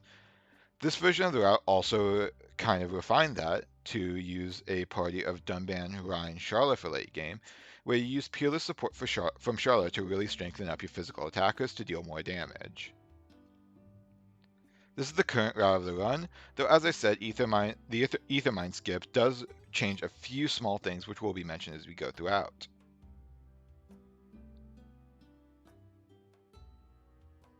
Since we have a bit of a downtime as we approach Hollow Bone skip, let's go ahead and talk a little bit about what each of the characters do in Art's Inheritance. Let's start off with the characters that don't really do much of anything, which are Fiora and Melia. These characters do have some niche uses, as documented in a very large document I made about Art's Inheritance mechanics. However, overall, they're just simply not that useful, and as many of their animations are slow, or they have other problems. Shulk is a very good ether attacker, as many of his art animations for the large AoE ether arts are very good. Additionally, he has a decent ether stat, a very high weapon power, and it's very easy to slot Electric Plus on him due to equipment and inheritance. This is mostly what we use Shulk for in this route, though he's also decent at using arts such as Magnum Charge and Ponspector Sword Drive. However, Shulk cannot make use of Buster and other Monado arts, which are very powerful on some other characters, due to the fact that he actually needs talent in order to use them. Ryan's a bit of a one-trick pony when it comes to arts inheritance. He cannot use Magnum Charge without having his talent gauge, which limits him somewhat. However, he does have a pretty good animation for Ponspector Sword Drive, and his AI will always open the battle with it. This makes him great to have on the AI because it means that you can have AI that actually makes use of a first attack plus gem for a powerful art. Additionally, Ryan uses something that is colloquially known in the community as remote art activation. This is essentially whenever you put a normal art in the talent slot, then use a talent art on your normal art palette to activate the talent art. The talent art in this case would be your normal art, so you can use it from whatever range the quote-unquote talent art on your normal art palette is. That might have been a bit of a confusing explanation, but basically putting Ponspector Sword Drive on Ryan's talent art, then using something like Activate Monado will allow you to use it from any range. And this is significant for some things in New Game Plus, and his AI is useful for both New Game Plus and time attacks. Next is Charla. Charla's actually pretty useful in a lot of ways in Arts Inheritance. Her AI will always open fights with Peerless, which means that you will always have it before you have the chance to get off your first attack plus boosted arts. She uses it much faster than Dunban, so she also has a very good use for it in that. Charla also has just some very good animations for physical arts.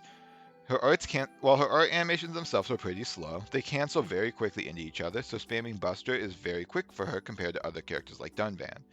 Additionally, her Ponspector Sword Drive uses Thunderbolt's animation, making it a 2-hit, which is very powerful.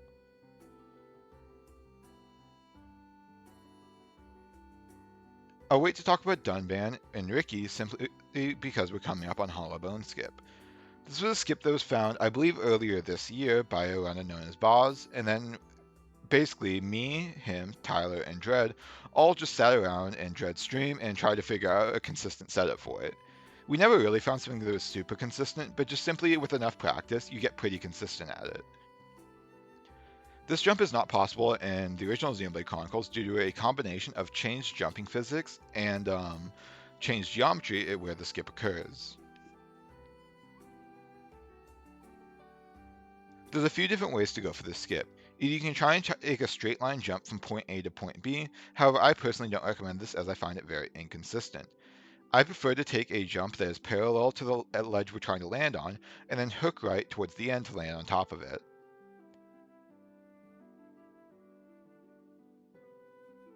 This skip saves about 20 seconds, I believe slightly less, closer to 17, if done optimally compared to optimal movement through Hollow Bone, which is very significant in this category, but it's only really needed if you're going for a top level time. As you can see there, I just kind of take the jump, and it looks super easy and like there's a ton of wiggle room, but it is actually fairly precise, and it takes a lot of practice to get consistent at. However, the skip isn't actually over yet, as we try and do a fast landing animation cancel here when landing in Jack's Geyser.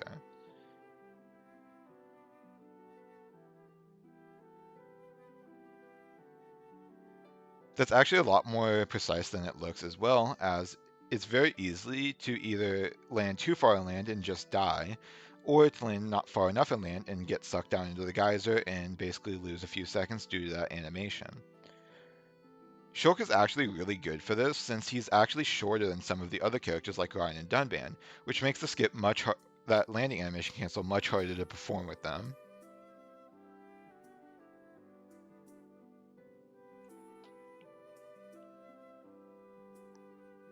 We simply grab the lava cave landmark since it's on our way here, and it's closer than running here all the way from Herrick Chapel in a little bit.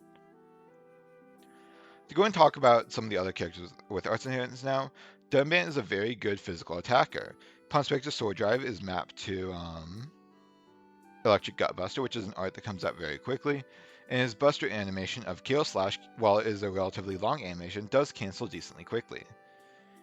He's used for a lot of the end game of this game, since he's simply our best physical attacker that can spam Buster, and we want to have both Ryan and Charlotte on the AI due to the fact that their AI works very well with Arts Inheritance.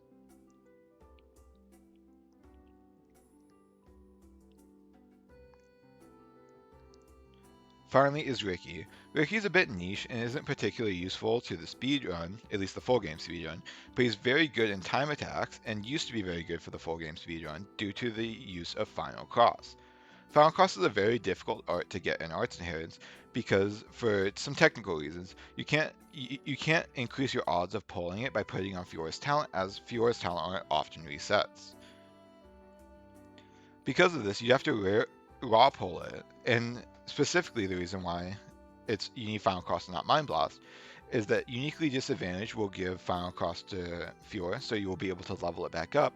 However, there's no time attack that gives Melia Mind Blast without also using Ricky in it. As a little aside, you cannot reobtain story arts after you've done Arts Inheritance unless they are used in the time attack. So since both of the story arts, that's the only way we can get them. Here for a quick Raxio fight where you can use Double Wind into cannon drones, and then quickly skip travel away. Back into Ricky. Ricky has Final Cross and Mind Blast mapped to Tantrum's animation, which is very fast, and both those arts are strong ether arts that are boosted by Electric Plus and have large hitboxes. Because of this, if you put them on your talent art and have some like Activate Monado to perform remote art activation with, you can then spam these arts without cooldown, and they do a ton of damage on Ricky. This is used in a lot of time attacks, though less than it used to be, to quickly dispose of large groups of enemies in ways that other characters just simply can't. This is minimally useful in the context of a full game run, just simply because most fights are not against groups of enemies. Most fights are against a single enemy with a lot of HP, in which the physical party members of Rhine, Charla, and Dunban tend to perform a little bit better. As Final Cross, while it does do a lot of damage, is not as good as single target damage as something like a Magnum Charge boosted P Sword Drive that is also boosted by Peerless and Berserker.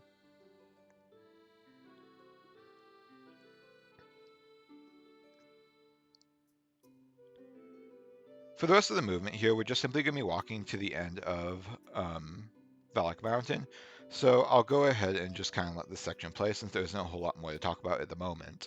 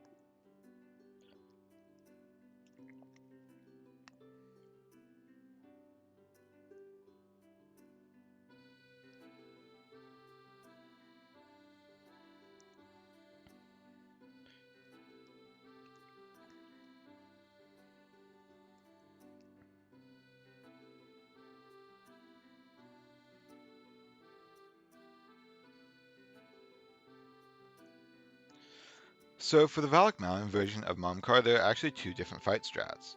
You can either walk out of Ryan's way and use Mind Blast, and then follow it up with Mag Storm in case that doesn't kill.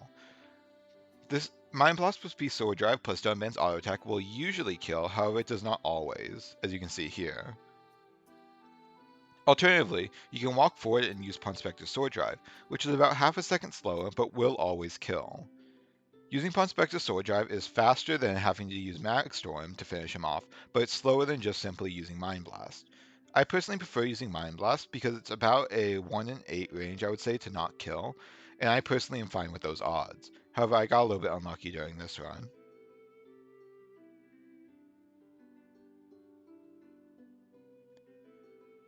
Coming up here, we're entering Sword Valley. There'll be a few things to talk about throughout this area, but for the most part right here at the start, it's just going to be some loading screens, a little bit of story dialogue, and us basically just quickly walking down the thumb so that we can get into Sword Valley proper.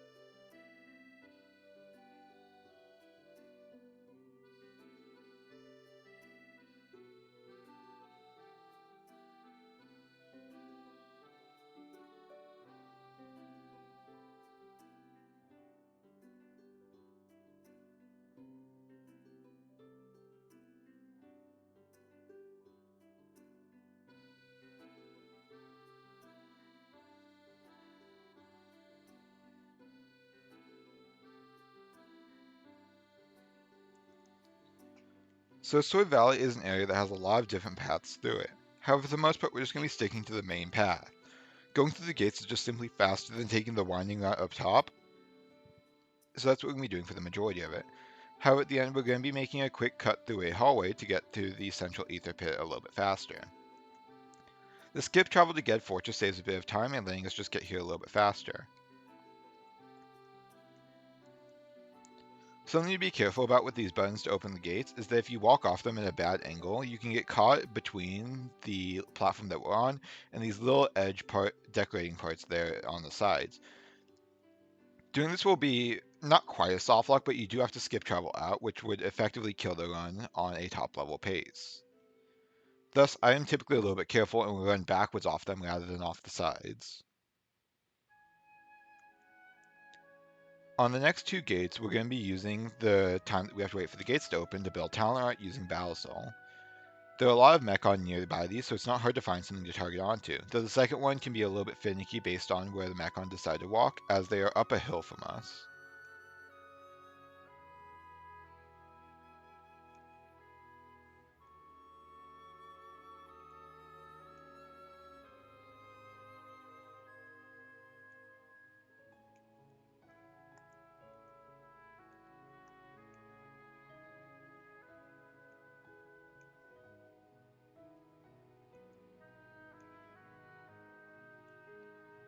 This is also the part of the game where we're going to start getting pop-up quests, just simply for running through areas. You just kind of gotta be aware of where these are and be ready to mash out of them.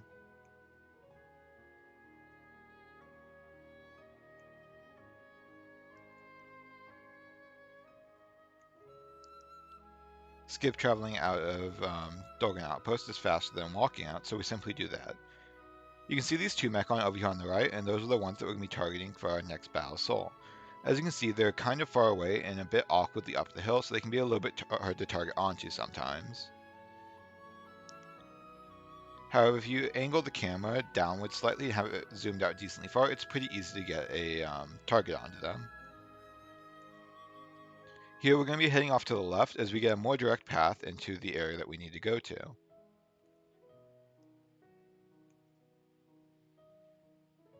Both for that ledge and the one coming up, it's faster to just simply drop off and then walk around a little bit than it is to try and jump and save some time that way. Specifically here, it's faster to just simply drop off here even if you might have to get caught on the little lip there than it is to try and jump and then get a better line.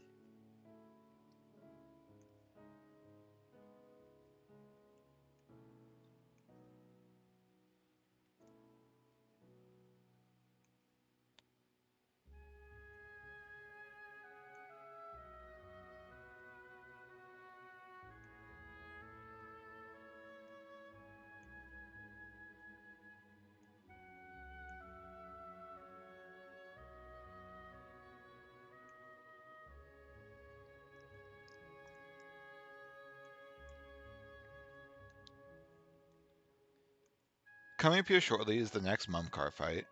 For this fight, it's going to be the only required use of Pawn Spectre Sword Drive left in the run, as none of our Ether Arts are strong enough to kill him with the help of Ryan's Pete Sword Drive. Because of this, we're just simply going to run up to him and use Pawn Spectre Sword Drive and have Ryan hit him with his own, and that should be enough to kill him.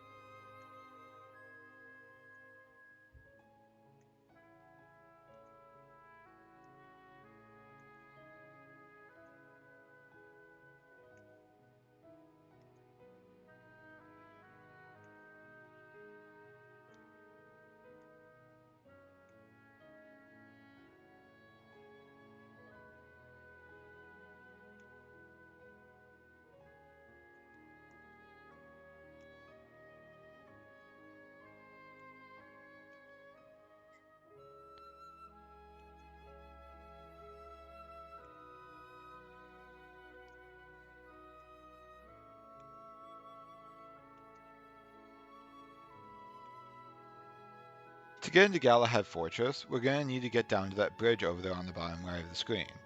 The best way to do this is to simply walk down this little ramp here, then drop off this walkway onto the bridge.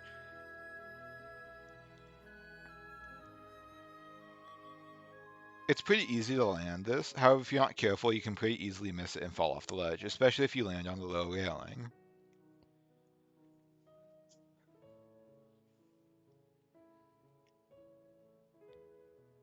It's not worth it to try and cut this corner here to jump down to the lane below, as you will always take fall damage, which is slower than just simply walking around the corner.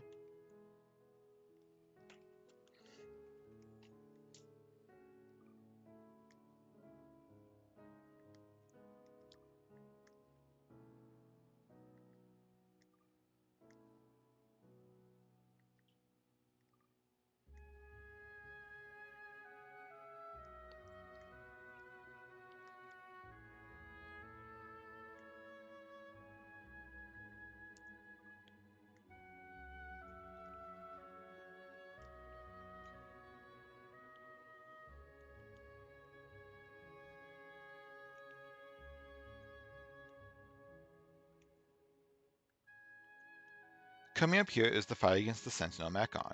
We're going to be using hand drones for this fight, as it's simply the best time we'll be able to use it before we're able to build it up again.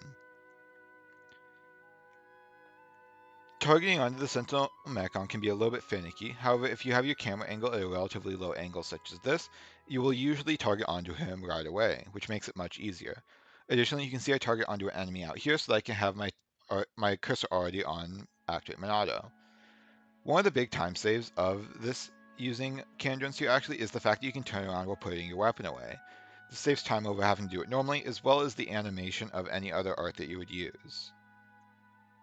Additionally, no other art that Shulk has right now will actually one-shot the Mechon from that far away, so we would either have to walk up to him or have Ryan finish him, which would make us have to run at the slower in-combat battle running speed.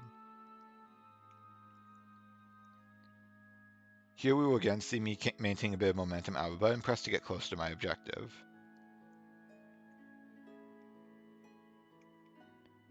Coming up here shortly, we'll be seeing the first required use of Earthcloak in the run. It's been useful for avoiding a few enemies and unique monsters before now, but so to give a little bit of background, unique monsters will always spot you whenever they see you, and they will always engage in combat, regardless of what level the level difference is. However, normal enemies won't do this if you have 6 or more level difference. With Earthcloak, we can sneak in here and press this button without this unique monster seeing us, allowing us to skip it. This will be one of 2 button-based unique monster skips in the run. Earthcloak also helps for avoiding enemies such as aggressive Cornelius and a few other unique monsters just throughout the run. However, this is one of the only places where it's actually required for a skip.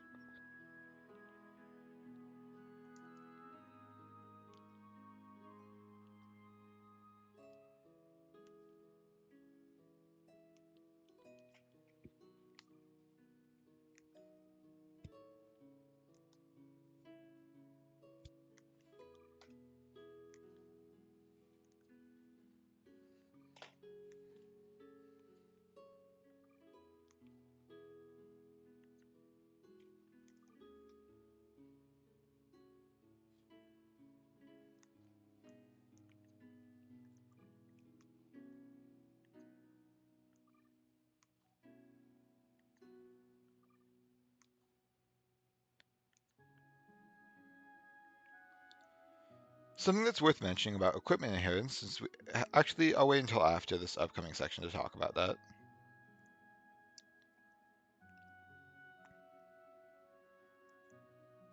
So we're going to cut a few corners here. I think it might actually be faster to walk around there instead of jumping, but for that last one, but it's whatever. With the amount of Earthcloak we have, we can just simply walk across there without having to jump any corners or walk all the way around to avoid that Mechon. And now we're on to the Face Nemesis fight. This fight is really particular in this run. So what we're going to want to do is we're going to want to target onto the right of the large guard Mechons and focus our allies onto it. This will make Ryan use his Pawn Spectre Sword Drive on it. Then we're going to want to target onto the left one so that our first attack plus will land on it, then use Mind Blast, Double Wind, and Backslash for the fastest animations to kill all of the enemies. This fight is a lot more difficult than it looks, just simply because targeting can be pretty jank with that many enemies and how they all move around. Here against Goldface, we're simply going to want to damage him enough, then use Battle Soul to build talent. Then we'll run away from the battle to avoid getting any burst affinities. This fight's pretty scripted, and we just kind of have to wait for him to use all the arts required to end the fight.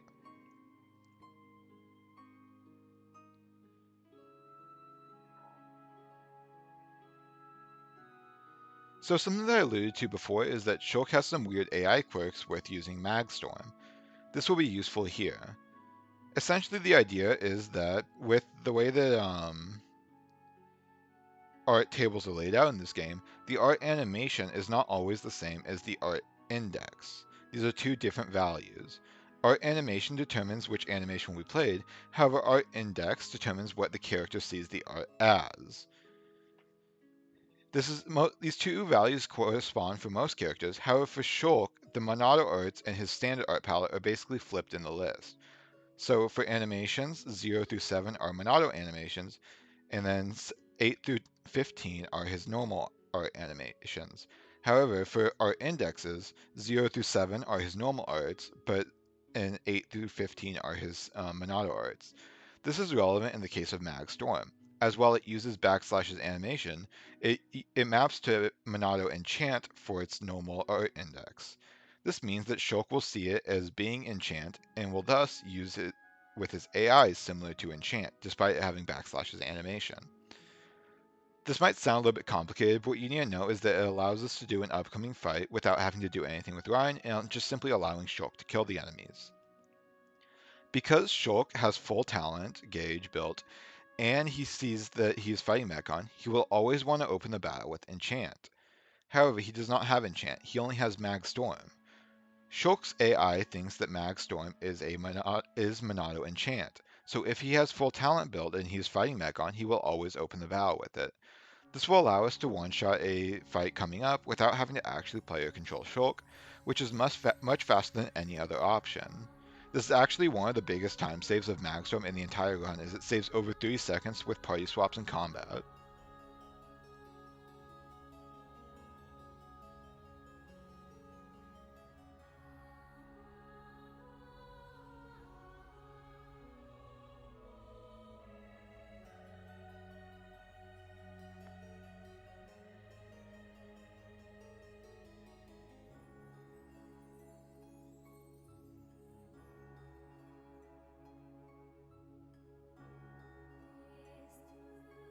The fight in question is this one coming up here. Normally you would have to switch to Charlotte in order to have her kill the enemies, at least in the old route. However, since Shulk's AI with Magstorm will actually be enough to kill him, we not only don't have to do this party swap, but the fight's actually way faster, since Shulk killing him with Magstorm is just simply way faster than having to kill them individually with Charlotte using busters.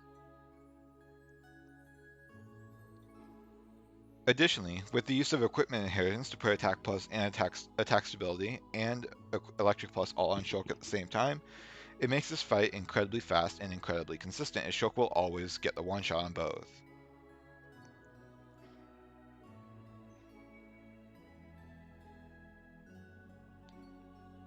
Coming up here is one of the few corner cuts in the run that actually saves time. Additionally, worth noting is that, as you can see here, these Anatils can push themselves down, and they can actually push the Anatils down onto that lower level, and they'll get in your way. This can also lead to them taking fall damage sometimes, which is pretty funny. One more thing to talk about before I can start talking about unrelated things again, is that coming up here, we're going to do a quick party swap to switch Ryan to Shulk. This probably looks like it just simply loses time, but Ryan's animation for landing is so much slower than Shulk's that this actually saves half a second.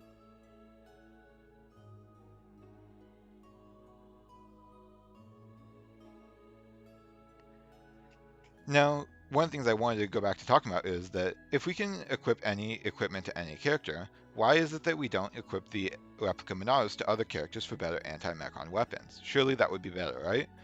Well, if you remember from the beginning of the run, I equip equipment that is unequipped, as that allows me to already have all the gems equipped. In order for a replica Monado to save time, it would have to save enough time to warrant 2 extra equips, as you'd be equipping 3 gems instead of 1 weapon. This just simply isn't feasible with the current route, as there's no place where having a little bit of extra weapon damage would save that much time. Additionally, once you've gotten the replica Monados once, you can no longer use equipment inheritance with them, as they are quest rewards, and despite being quest rewards, once they're in your inventory, you cannot get more than one of them, even if you complete the quests again.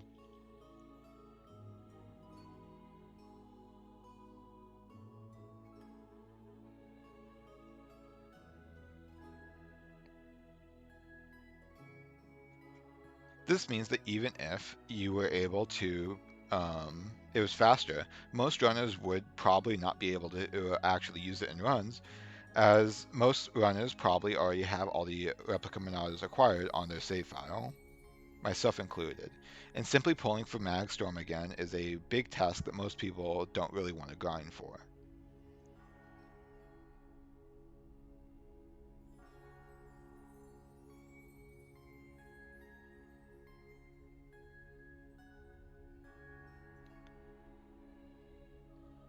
So here we're just on a little bit of a fetch quest to go ahead and get the piezoelectric unit to fix Fiora.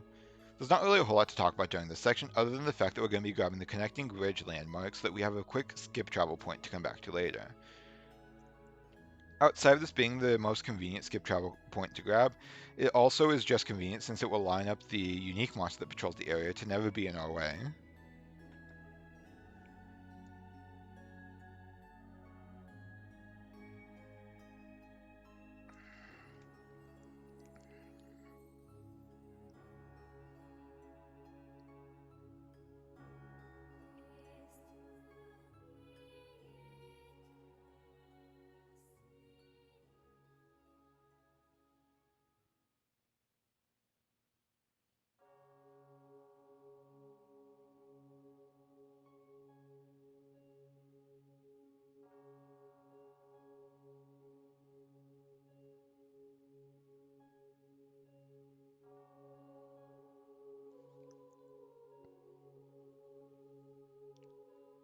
I'll go ahead and make a quick mention of this skip travel in particular because it's another one that uses right inputs in a way that might not be the most intuitive.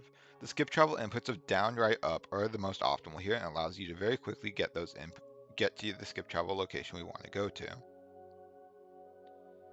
It's actually really hard to talk to Lenata quickly here as there's so many other things to talk to and one of them will give you a quest. So there are actually multiple paths you can take here that are all about the same speed. Both jumping off that railing and just simply skip traveling to junks are about the same speed, and jumping across that gap like I did and running across the bridge are about the same speed. I just simply do that combination because it's the one that I'm most comfortable with, but any set of two of those will work the same.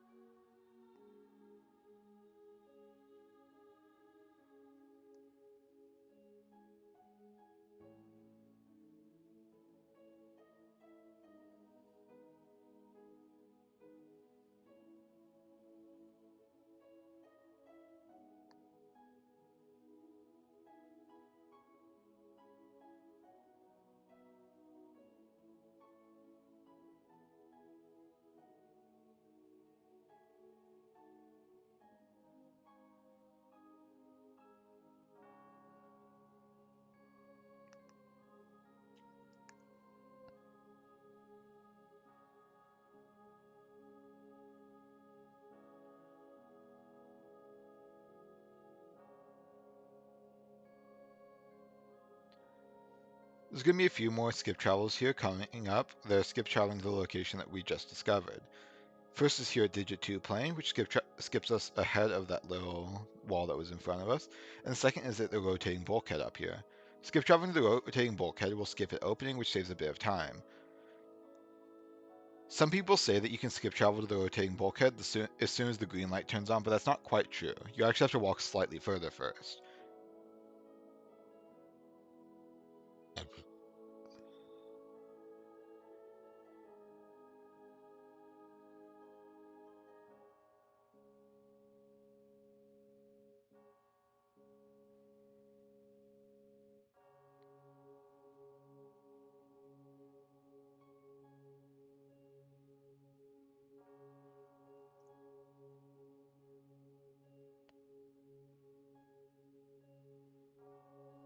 So now we're coming up on Makana's Field, which is arguably the hardest part of the entire run. There's a lot of platforming skips here that can kill your run if you miss them, as well as a certain cycle that requires a bit of menuing to get. There's also a couple of menus throughout here that in order are not necessarily difficult, but you can definitely mess up if you try and do them too fast. The first thing to note is that right here at the start, you're going to want to run forward right away. This will be to help set up for a vent cycle much later in the run, as it at least appears like it is going while you're on the outside here at the start.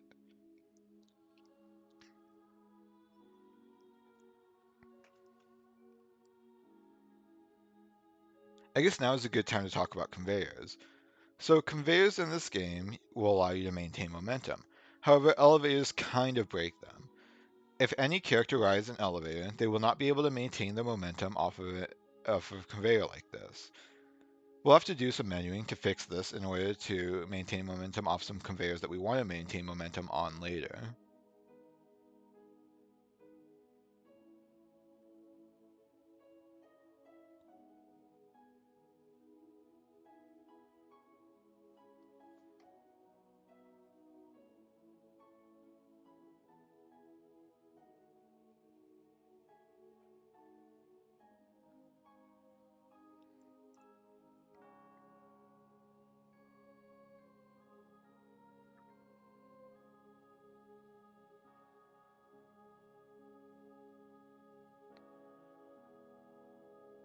So to kind of give a little more explanation for what I was saying before about how elevators and conveyors work, we're going to be riding an elevator here in a second.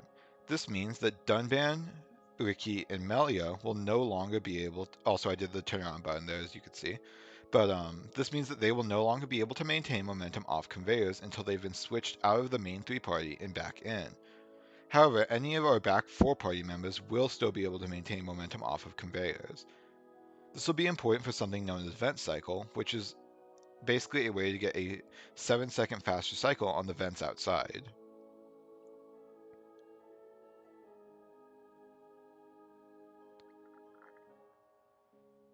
On this upcoming floor, there's going to be a couple of platforming jumps. The first one is called Gamer Hop, that doesn't actually save any time, but at the time this run was performed, it was thought to save about a second or so.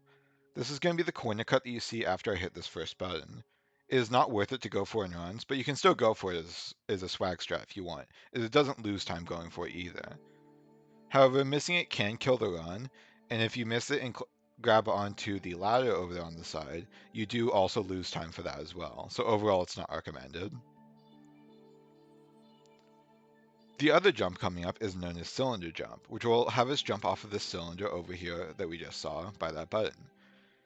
This is a difficult jump that, while there are some very good setups for it, the setups are pretty slow, and overall, if you're going for a top time, you don't want to use them.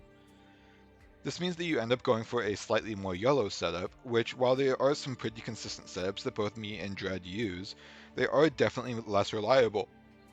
They're definitely less reliable than the slowest setups, which can pretty much guarantee it. This will involve jumping over the railing and landing on the platform near the button that we need to hit next. This saves a decent amount of time, though I'm not quite sure how much.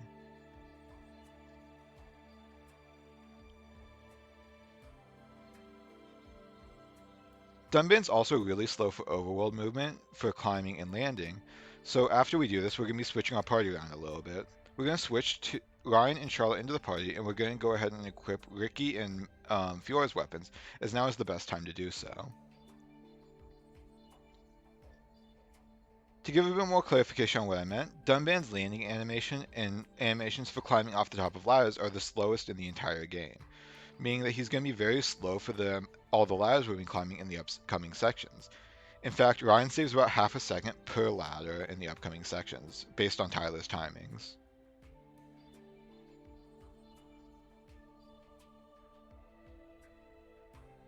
Ryan's the character of choice here for a few reasons. The first one is just simply that it allows us to keep Shulk out of the party, as we're going to be wanting him in an upcoming section. And by keeping him out of the party for this elevator, it means that we can have him able to maintain momentum off of conveyors. This is important for performing Vent Cycle. The other thing is that Ryan is very good for the upcoming unique monster we're going to be killing. There's technically a way to skip this unique monster, but it's very precise, and it's not the most consistent thing in the world, even with the setup. That being said, it's also not even I don't even know if it's necessarily faster anymore, just simply because fast fight strats for that unique monster have gotten so fast at this point that taking the time to do a setup is probably slower. Additionally, you need 60% Earthcloak to actually skip it, and Ryan, who we're controlling right now, only has 40% from the Engineer belt, meaning we would need to switch to Shulk earlier, basically at the bottom of this at this ladder, so that Dunban doesn't climb too many ladders. This would add time in Dunban's landing animation and having to climb one ladder with Dunban, so overall it's probably just not worth it.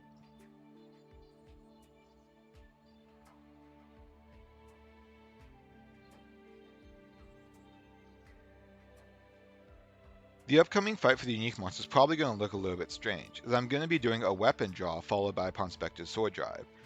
The reason why I do this is that it gives Charla time to draw her weapon and use Peerless, which will boost the strength of my attack. Another thing that's coming into effect here is the fact that whenever you attack enemies from behind before they notice you, you get an additional 100% additive to your damage. This is important for securing this kill. All that being said though, this is not a guaranteed one-shot, and it's about a 1 in 8 range for this enemy to survive.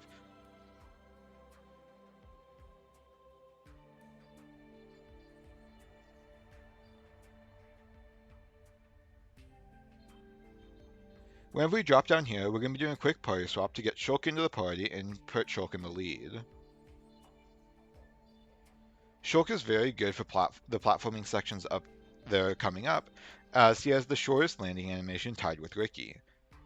Because Ricky doesn't have Quickstep equipped, we vastly prefer using Shulk, as well as the fact that Shulk is just a good character, has Earthcloak, and is much faster in the context of the run for the fights that are going to be coming up after this.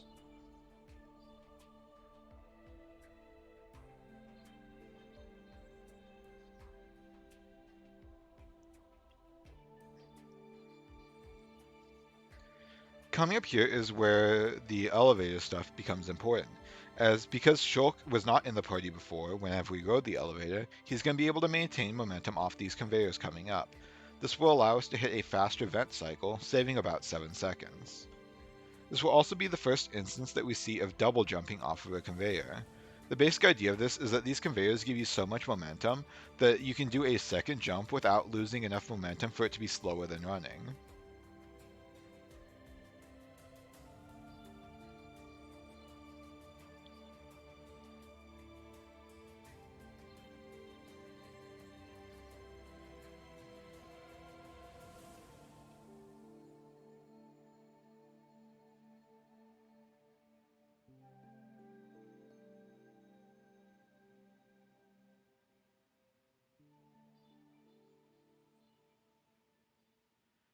As you can see, the vents are going right as we get up to them, which is the faster vent cycle.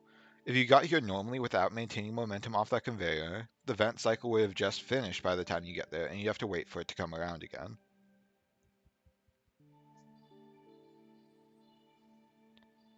Getting up to this next vent in time is actually pretty lenient, so we're not really in much of a rush here. However, there's no reason to take it slow, as it's not too hard, as there's nothing really scary about the movement here.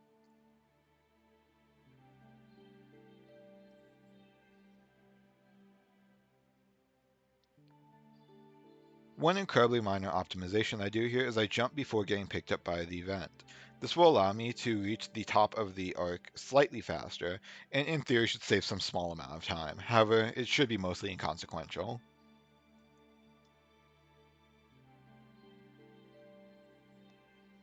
Coming up here are the last few really difficult parts of the jumps in the run. We're going to be doing some platforming relating to getting to the power switch and a couple of these buttons to activate it. I'll be talking about the jumps a little more as we come up to them.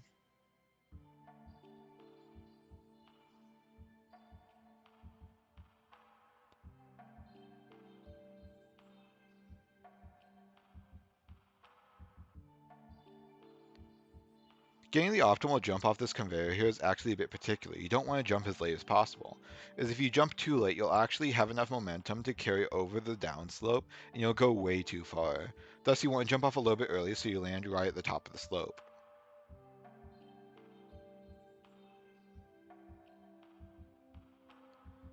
For the step I use for the jump here, I'm going to jump onto the railing, then walk off to grab the ladder to avoid a fall damage. You can just jump straight from the higher level to the ladder, but I'm pretty bad at it, so I prefer this setup. Next, we're going to drop down onto this cylinder here. You have to walk off that far edge of it like I do, otherwise if you drop off the right side, you will simply die of fall damage even though you land in the same place. Additionally, if you land too close to the edges of the cylinder, you'll land on the sloped edges and be slightly lower, which will also kill you. These next two jumps are pretty free, as we just simply drop down to some lower platforms.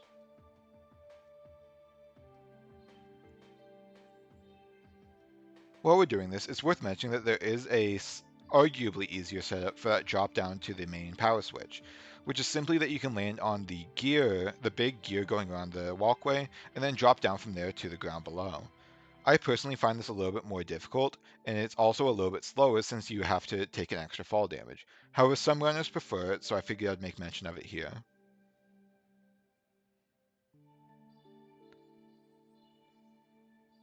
Here we're going to have to do another one of those particularly timed conveyor jumps so that we don't fly over down the edge of the ramp, as we do want to head to the left now.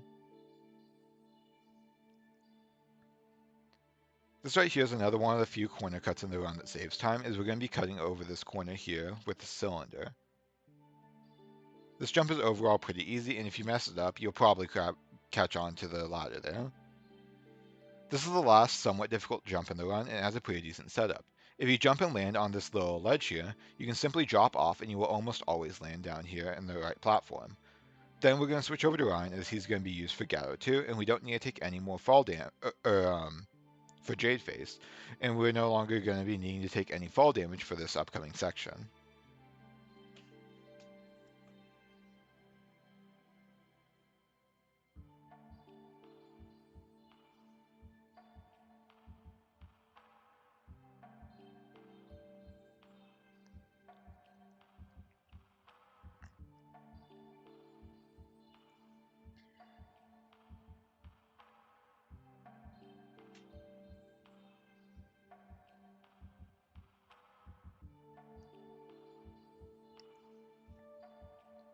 Here on this conveyor, now we're going to want to adjust our time slightly to jump as late as possible so that we can get the full momentum down the slope and get more distance out of it. We can also do the two jumps off of this conveyor, as we are now going in a straight line and just simply want to cover as much distance as possible. Unfortunately, I got caught in the enemy a little bit there, so I did lose some distance. You can actually walk under the back legs of that enemy there to get a slightly better line as well. This right here is just about the only bathroom break of the run, as this elevator takes forever to go up, and then after that you have a long straight line to walk.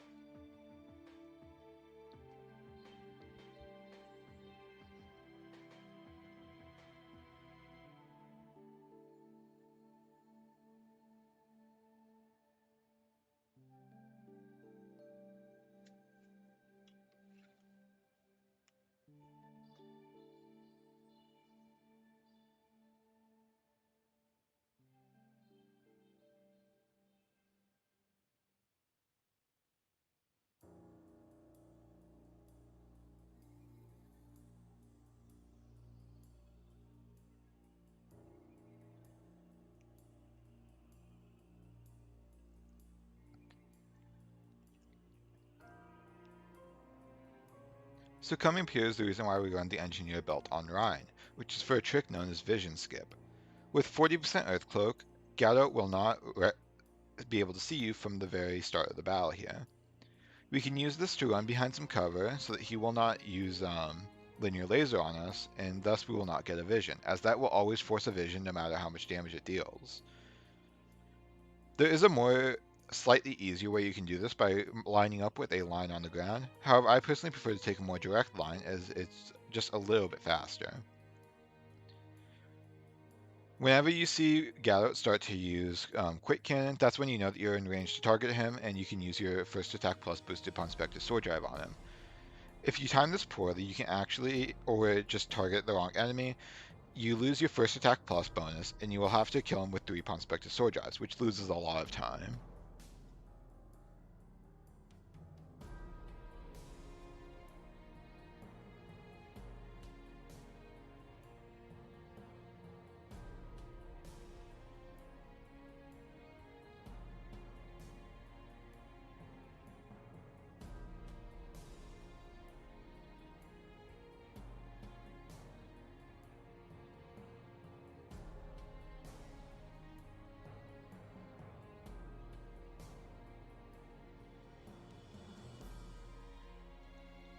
This isn't really that big of a deal for the run, but I figured I'd make mention of it since apparently most people seem to not know that this is a thing.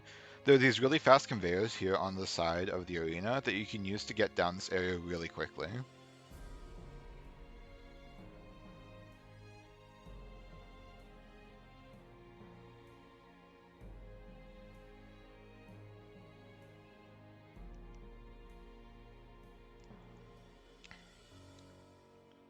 We maintain momentum with a jump here, then we can instantly skip travel to the area after landing, which will skip the opening and also put us in a slightly better position to walk to this next button.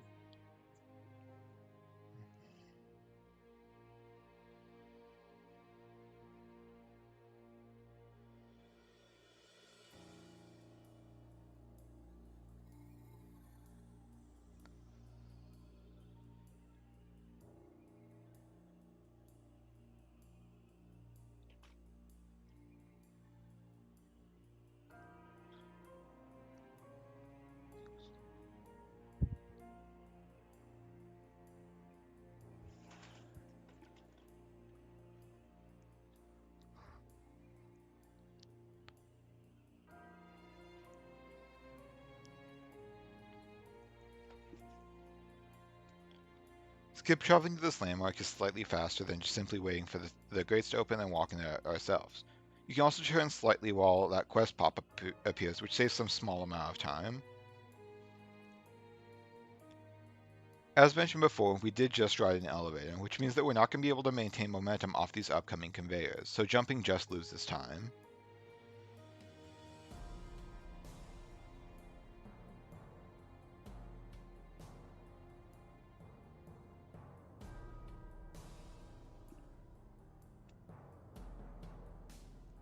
While we could switch party members to be able to maintain momentum off these conveyors, we do still want to be playing as Ryan for the upcoming fights, and also switching party members does take time. Coming up here is a bit of a scary jump. We drop down here, and you wait for 4 controller vibrations before grabbing onto the ladder. This will let you grab on safely without taking any fall damage when jumping off the ladder at the end.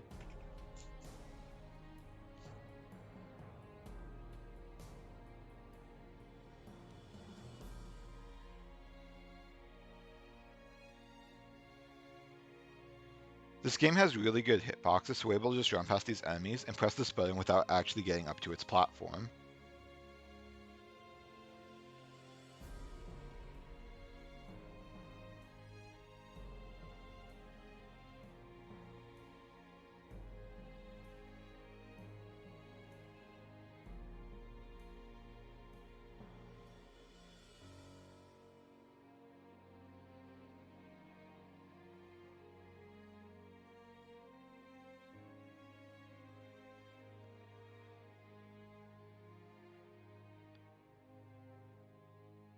Once again, we're going to want to skip travel whenever we get to the top of this elevator, as this will allow us to continue moving quicker than waiting for the elevator to open on its own.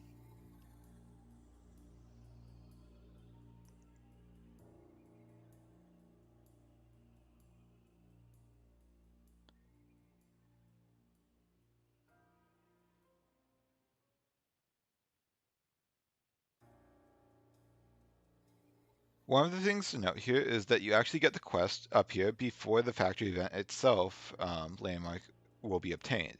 So you have to run forward slightly past the quest marker in order to grab the landmark. We're going to be doing another start battle into Peerless here to start off this fight. And if you get a critical hit, you will actually one-shot him with that amount of with the Peerless in the first attack plus and hitting him from behind. However, I did not get the critical hit, so we do not kill him in a single hit.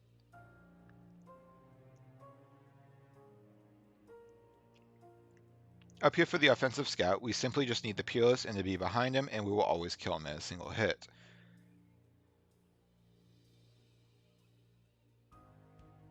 This upcoming fight here, you can definitely mess up if you're not careful, at least with the current strat. You both need to wait for Charlotte to walk close to you before starting battle, and wait slightly after using Magnum Charge so that you actually get Peerless before using Ponspector's Sword Drive.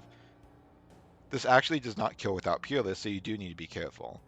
If you don't want to rely on this, you can instead use Magnum Charge into Berserker into Ponspector's Sword Drive, and that will also always kill. We switch to Shulk here because we have another unique monster skip, and we need Shulk's 60% Earthcloak for it. Additionally, Shulk will be useful for an upcoming fight anyways. After this, we can just skip travel back up to the factory vent to blow it up. One of the things I find funny here is that the top left and right corners of this texture are actually glitched out and are just invisible for some reason.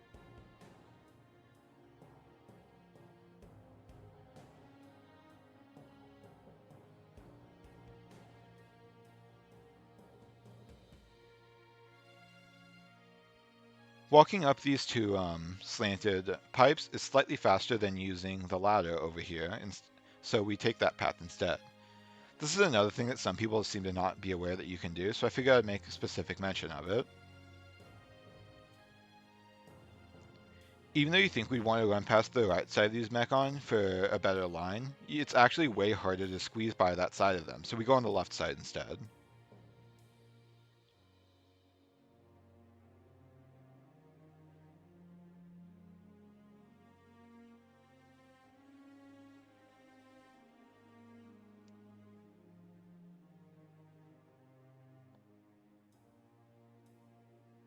I'll go ahead and talk about this upcoming Central Factory Mechon fight, since it's something that's been rerouted a bunch of times and there's a lot to talk about with it.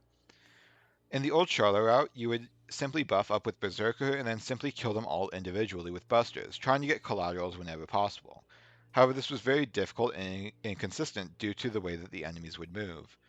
Whenever Ricky route was routed, this was one of the places where a lot of time was actually saved, as it's much easier to clean up the enemies quickly using the large AoE hitbox of Final Cross. In the most recent version of the route, though, Shulk is used, and he uses a combination of Mind Blast and Cannon Drones. We're going to want to target onto the left of the tall Mechon, the tall grounded Mechon, and head off towards the right side of the arena. Then we're going to use Mind Blast to weaken both of the tall Mechon. After this, we're going to wait slightly for the farther flying Mechon and the other Mechon to walk towards us and group up a bit. Then we're going to use cannon drones to kill all 4 enemies at once. I personally tell my allies to come to me so that if one of them survives or I miss one, which is fairly easy to happen if you mess things up slightly, Ryan will be able to use his Pawn Spectre Sword Drive to finish them off. Luckily that doesn't happen here though, and we're able to just move on.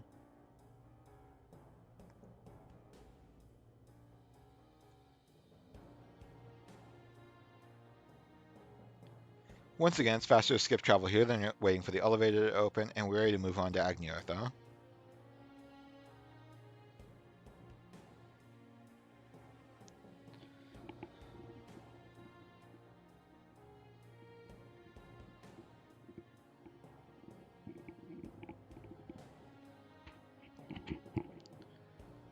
There's not a lot to talk about with the start of Agniartha, as there's just a lot of exposition for the story and a lot of walking around to get our quest objectives.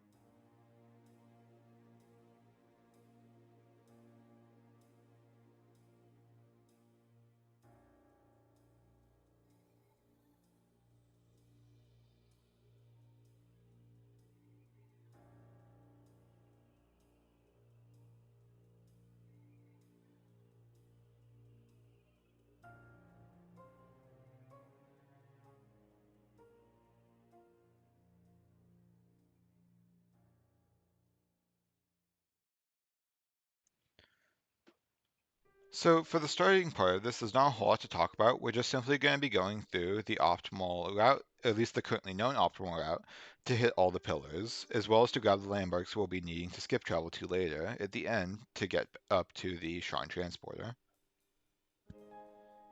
There will be a little bit of platforming later on, but we'll talk about that when we get to it.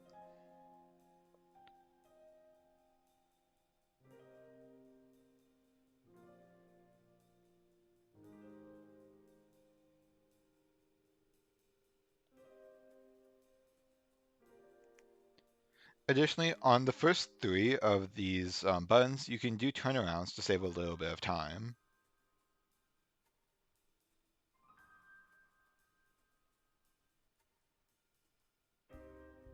Over here, coming up, is a unique monster I believe is called Experience Tristan. If he sees you, he will chase you to the ends of the earth, so just make sure you avoid him. The Earth Cloak should make it pretty easy.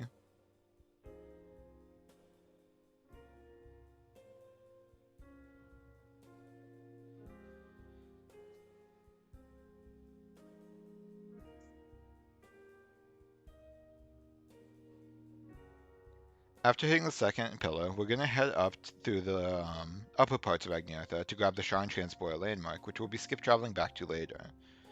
This will also set us up to do a bit of platforming to quickly get to the last two towers.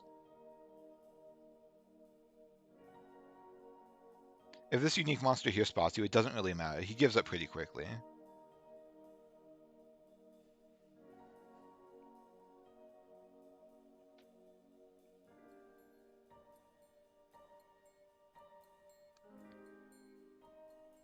You only have to get slightly past the little cylindrical part there to get the Shrine Transporter landmark, so after that you can just leave.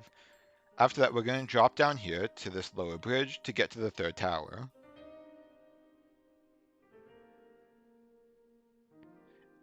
And you thought this would just be another pillar, but it was me, Dio.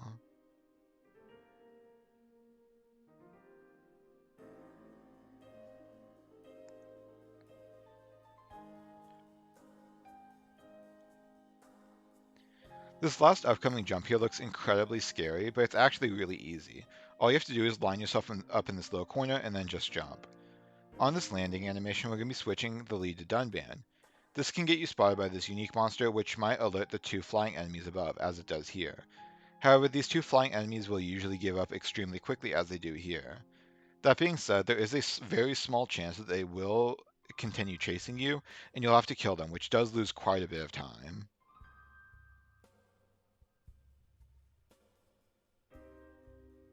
I've only seen this happen twice to myself and once to another runner, though all of these times were only in practice, and I've never actually seen it in a real run.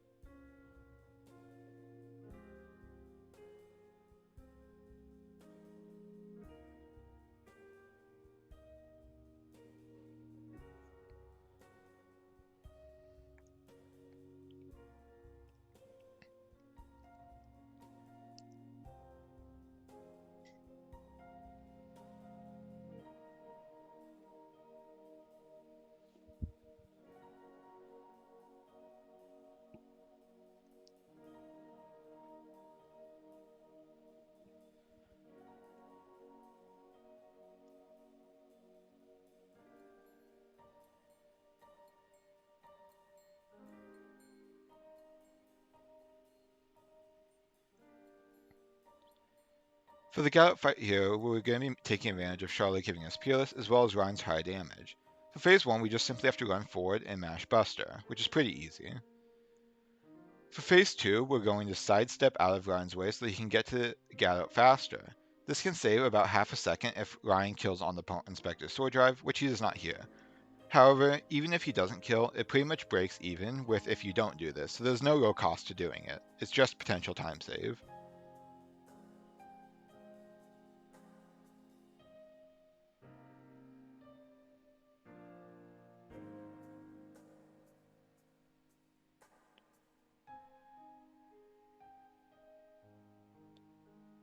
Coming up here is another fight that we're going to be sidestepping, and we have a chance to kill early if Ryan and Dunban do enough damage.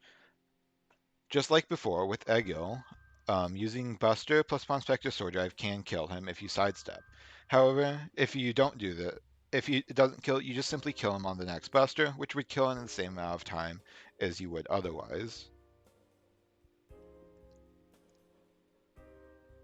Unfortunately, I missed both of the ranges here, so I lose a little bit of time over what would have been optimal.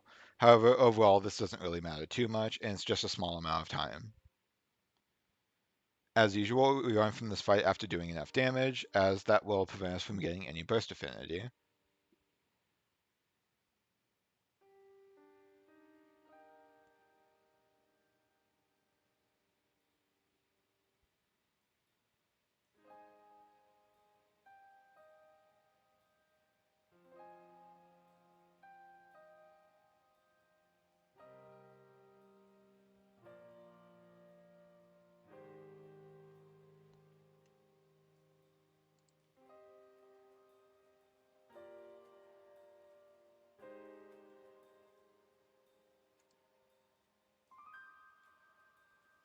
Coming up here, we have Mechanis Core, which is one of the more technical in terms of combat fights of the run exists, which is Yaldabaoth 2.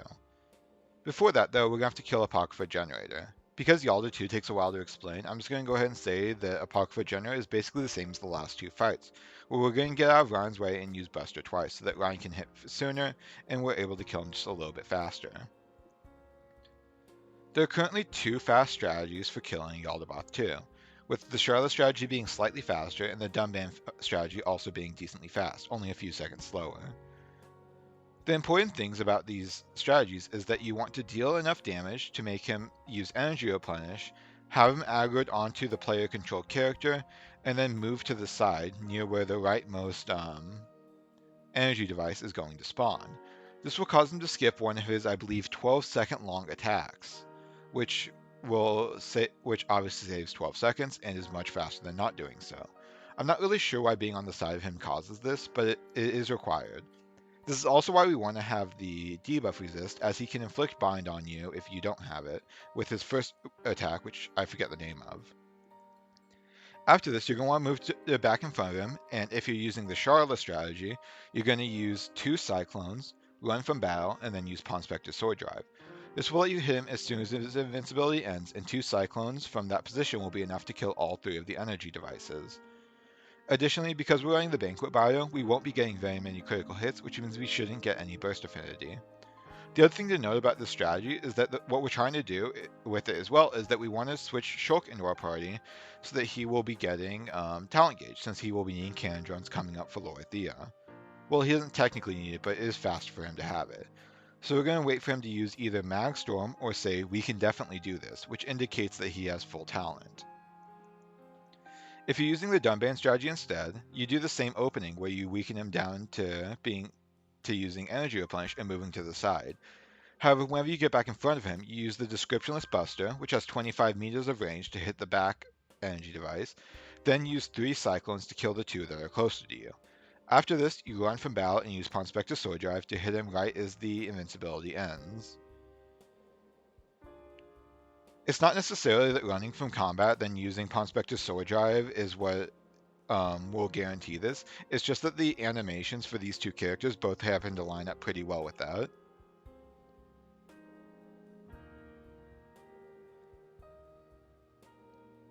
Additionally, Charlotte's quick kill when invincibility ends tends to line up a little bit better, as you can see here, where we basically won't get any slowdown at all, and it will instantly kill him. Oh, it seems I actually mistimed it a little bit there. So to kind of give a little more context on that, actually I'll do that in a second because we have Zanza Zero coming up here. So for this fight, as I mentioned, we're just simply going to use Cannon Drones with Fiora and then spam arts. Not really a whole lot more to this than this. This is just the highest damage per second we can get out. Critical hits here make this go incredibly fast, so if you get lucky, you can kill him very quickly. But to give a little more context as to what happened there and why Charlotte did not kill the moment that invincibility ended, is that it's very precisely timed on Charlotte to where it will literally hit as soon as the invincibility ends. And this will make it so that there's basically no slowdown at all from the vision break. However, even if The weird thing about this is that for Charlotte's strategy in particular, even if you get the first frame input on both of your arts, you will still hit him right as his invincibility ends. However, I think that it might be due to lag or something. Sometimes it just simply won't go through. Because of this, if you're using Charlotte, you want to just queue up busters afterwards to make sure that you kill him. Ryan and Shulk using the arts also have a pretty good chance to kill him since they're going to be just finishing drawing their weapons. So you might notice that I switched my party to Ryan, Sharla, and Ricky. And as I mentioned before, Ricky would be very important for the Serenity Telethia fight. This is due to a recent thing that was found, which can save about 15 seconds in this fight if it goes perfectly. And no matter what, it's pretty much always going to save at least some amount of time. A while ago, it was figured out by me that if you inflict paralysis on Serenity Telethia, it will skip some of its attacks, assuming you do enough damage to it quickly enough. Specifically, the strategy that we use involves using Pawn Spectre Sword Drive with Ryan, boosted by Peerless, to deal a bunch of damage very quickly. After this, Ricky will start auto-attacking because he will approach the enemy, and then we'll start spamming Dive Sabat to have a high chance of inflicting paralysis. Inflicting paralysis quickly enough while doing enough damage has the chance to skip 2 auto attacks and 1 art, which saves about 15 seconds. However, even if you don't get it fast enough, you're pretty much guaranteed to skip at least 1 auto attack, or in some cases, 1 auto attack and 1 art. This is always worthwhile to go for since it's very little invested, since all you're investing is a single equipment on Ricky and a little bit more to the party swap that would already have to do to switch off of Fiora.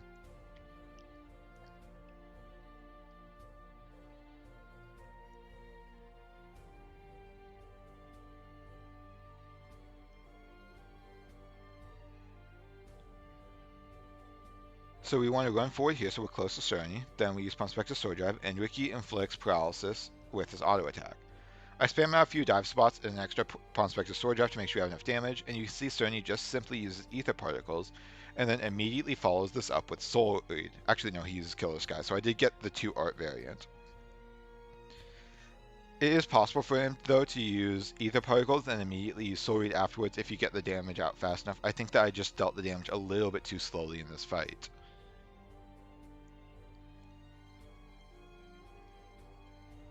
This doesn't change anything in the attacks that he uses after Soul Read, so everything here is consistent with what you would see normally.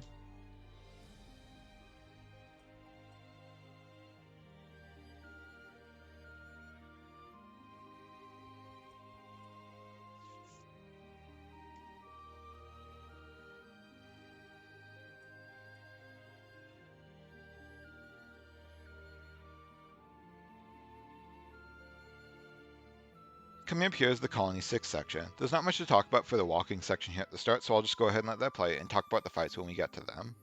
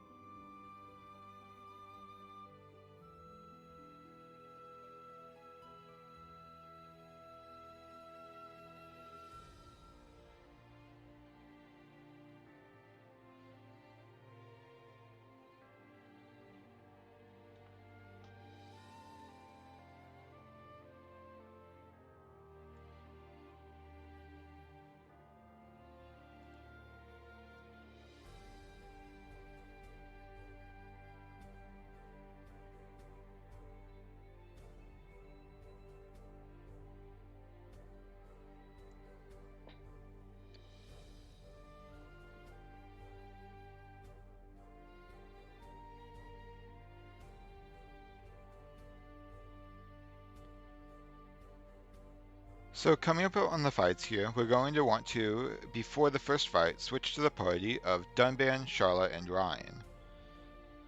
Melia and Fiora are both just simply not very good in this run, and especially with the loadouts that we have on them.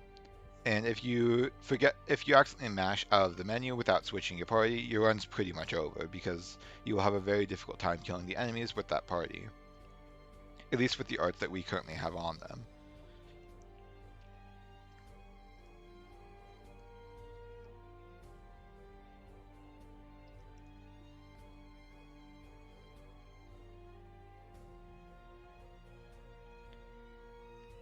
For this fight, we're going to target our allies onto the big Telethia in the middle, target onto the right Telethia, then try and get a collateral with Buster before finishing off the left one.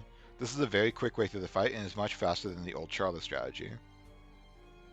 For the next two fights, we simply just walk forward and use Pawn Spectre Sword Drive to kill both of them, and then Ryan will help finish them off.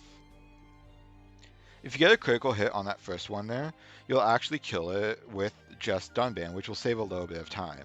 However, because Dunban's weapon doesn't have any critical hit rate up, it's only a 5% chance for this to happen. Here we switch back to Shulk before entering Prison Island. Shulk will be useful for the first few fights of Prison Island, as Cannon Jones doesn't quite one-shot the fights, we'll have time to build talent, and it does a lot of damage to help us clean through them pretty quickly.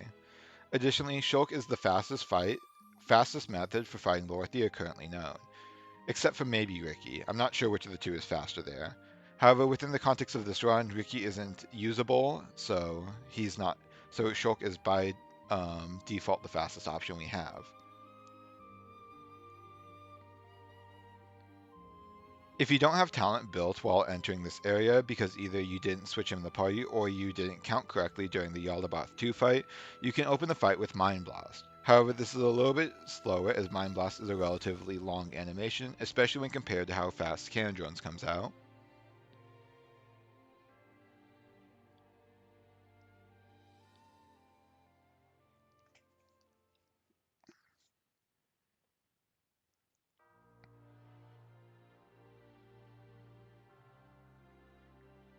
There's not a whole lot to talk about as we run through Bion's interior here. We're just simply going to be taking the fastest route across these different platforms.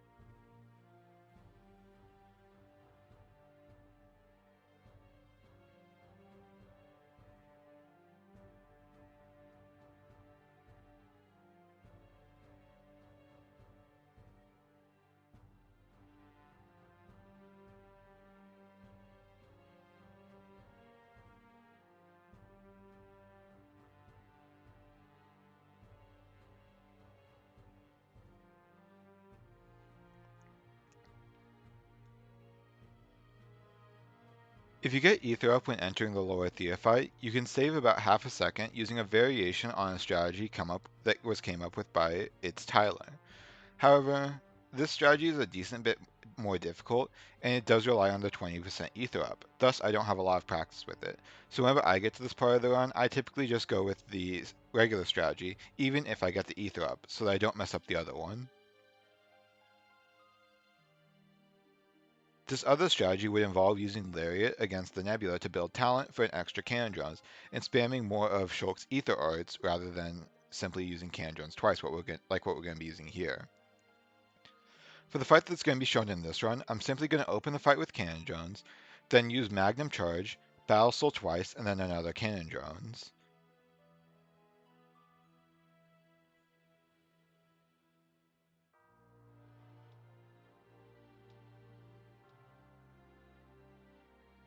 As you can see, this is a pretty quick way to dispose of Lorthia. And from here, we're on to the final area of the run.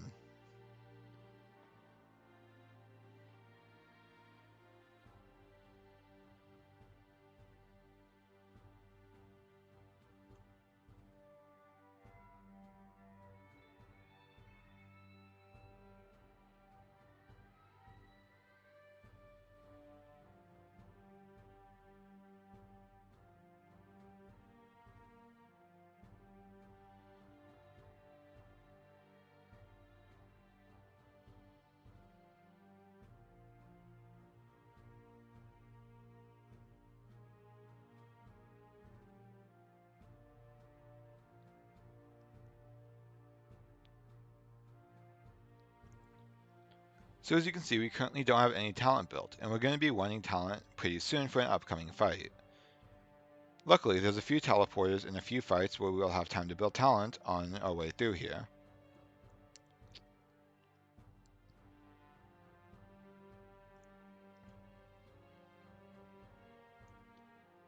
The first place that we can use a battle soul is up here in the kitchen. By targeting the oat bart that's on the table, we're able to use a battle soul as we go through the transporter up here.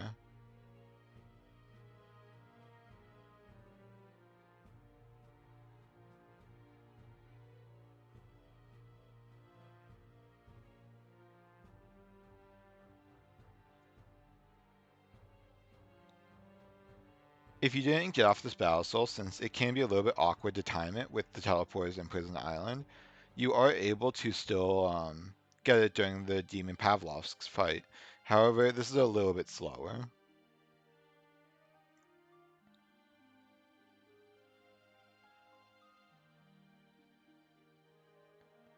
For the first fight in the arena, we're simply going to use Magstorm and a Battle Soul. Once again, we don't want to move out of Ryan's way, as if we do, we risk Ryan killing it before we get off a Battle Soul. There's a big invisible wall here on the left side of the arena, but if you just simply walk to the side, you'll completely avoid it. For this fight, we use Magstorm into Cannon Drones, and then let Ryan finish with Pawn Spectre Sword Drive. For some reason, after using Cannon Drones, you can't really walk away, so you want to make sure you're close to the door so it automatically opens. Coming up here, there's a few minor movement optimizations. The first is that after hitting this button, we can maintain momentum to get to the left side of the dropping wall here. This saves the time of having to walk around. The next thing is getting what is effectively a hole-in-one here. By jumping very precisely, you can drop and completely skip that landing on the area below there, and then catch on the ladder, completely avoiding all fall damage. This is a fair bit faster than doing it normally and just taking 1 to 2 fall damages. Another button means another chance to turn around as we hit it, and we're actually going to head back up through the kitchen as our way to get out of here. This path was found by It's Tyler, and it's decently faster for the Definitive Edition version of this game. I forget whether or not it's faster in original Xenoblade 1.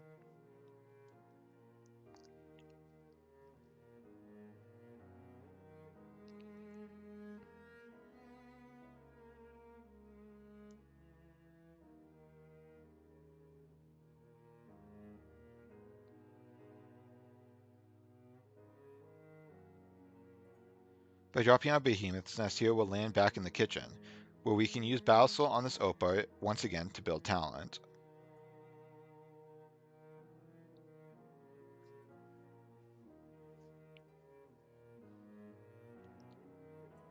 For the fights in Arena 2, what we're going to end up doing is we're going to target onto one of the nebula high up, and then initiate battle as we walk into the cutscene.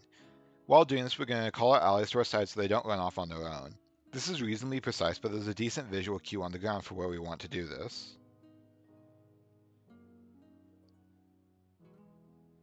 This doesn't save much time, but it does save a bit of time as our allies won't need to draw their weapons before attacking since they'll already have them drawn.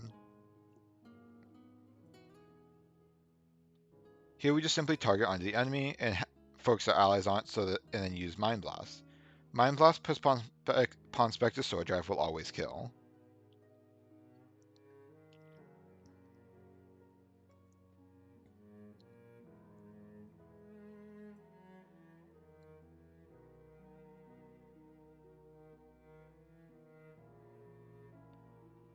On our way out of the arena, we're going to want to try and target onto one of these nebula and use Battle Soul as we go into the transporter.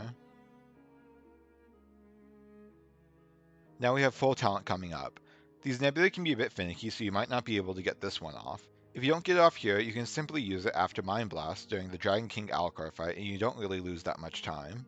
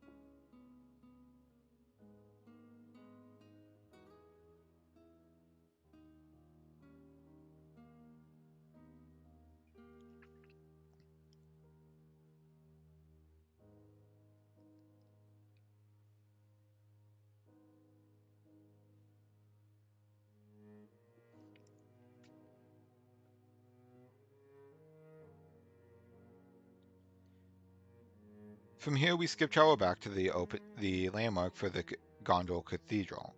This allows us to set the cycle for the unique monster flying around outside, as well as I think it might be slightly faster for the movement here. I'm not actually quite sure. However, I do know that if the unique monster spots you up here, he can chase you to the ends of the earth, though he will usually give up. However, being so late in the run, I personally don't think it's worth the risk.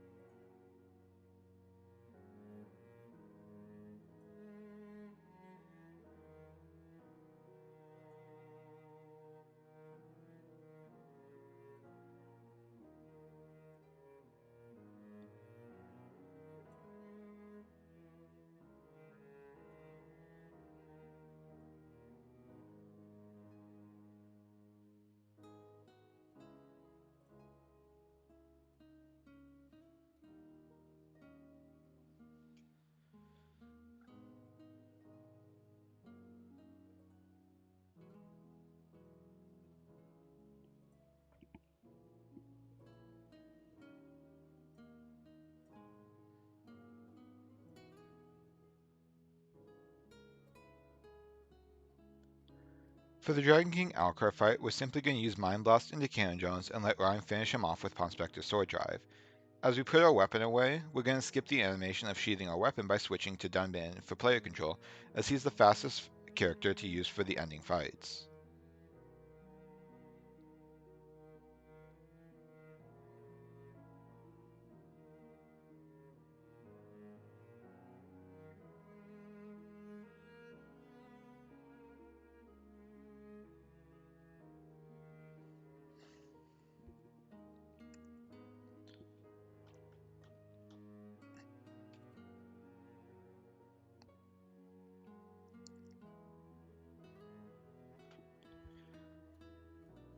You actually can't skip this first upcoming cutscene here, as if you try to do so, the game will simply default to no, and then you'll be sent back out of it.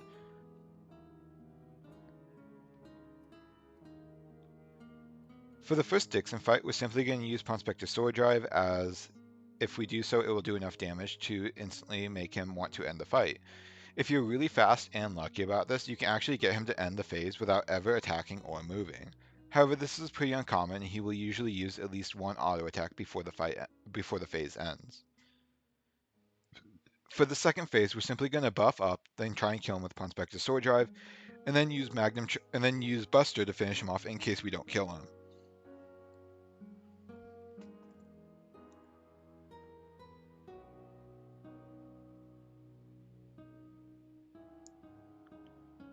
As you can see here, I got two actions during phase 1, an auto attack and him moving backwards. This isn't optimal, but it is about what's the expected result.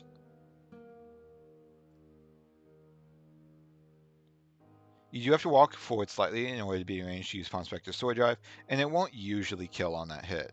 However, if you get a bit lucky with critical hits and damage ranges, you can kill him without needing to use Buster there.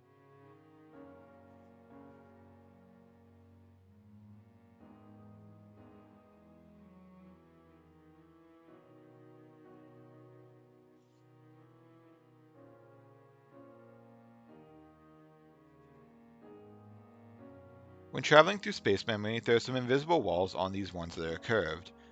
This can make it a little bit difficult to get good lines through this area, though with enough practice you kind of just get it down to muscle memory of about where you need to walk.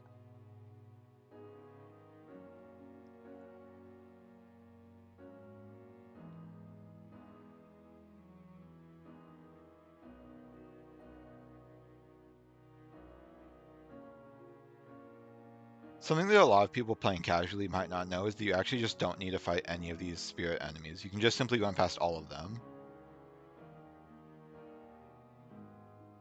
Though given how over leveled you can be if you want to do the quests for a late game, I feel like a reasonable amount of people did already know this. There's actually a pretty good lineup for this particular path, which is that you pretty much just aim for the tip of the Telethria's wing, not the plumes, and you pretty much just run until you're under the wing and then turn.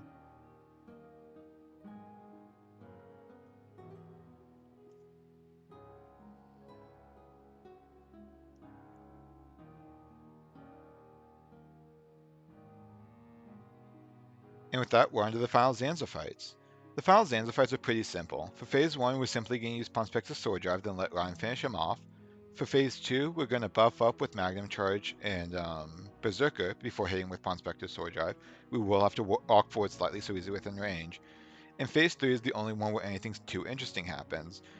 In order to do this optimally, you need to get Peerless off before you use Ponspector's Sword Drive.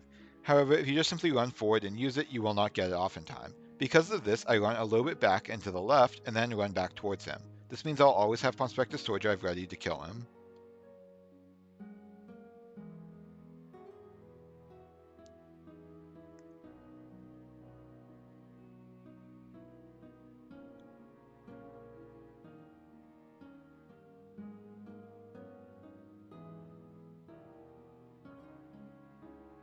And that's the run. I do hope that you enjoyed this and that there was some interesting information throughout this for the people who were interested in this category. This isn't a very popular category. I'm pretty much the only active runner at the moment, and there's only a few people who run it at all. However, I personally think while this it might not be the most interesting run to watch for a lot of people, and it might not be the most interesting run to perform for a lot of people, I really wanted to bring light to a lot of the really interesting routing decisions and strategies that are in this run, since a lot of people who aren't really part of the speedrunning community probably don't know about them, and even people who are probably still aren't totally familiar with it. I do hope that you found this video interesting, and I think I'm just going to go ahead and end this off here. So I hope that you enjoyed this video, and I will see you in the next one. See ya.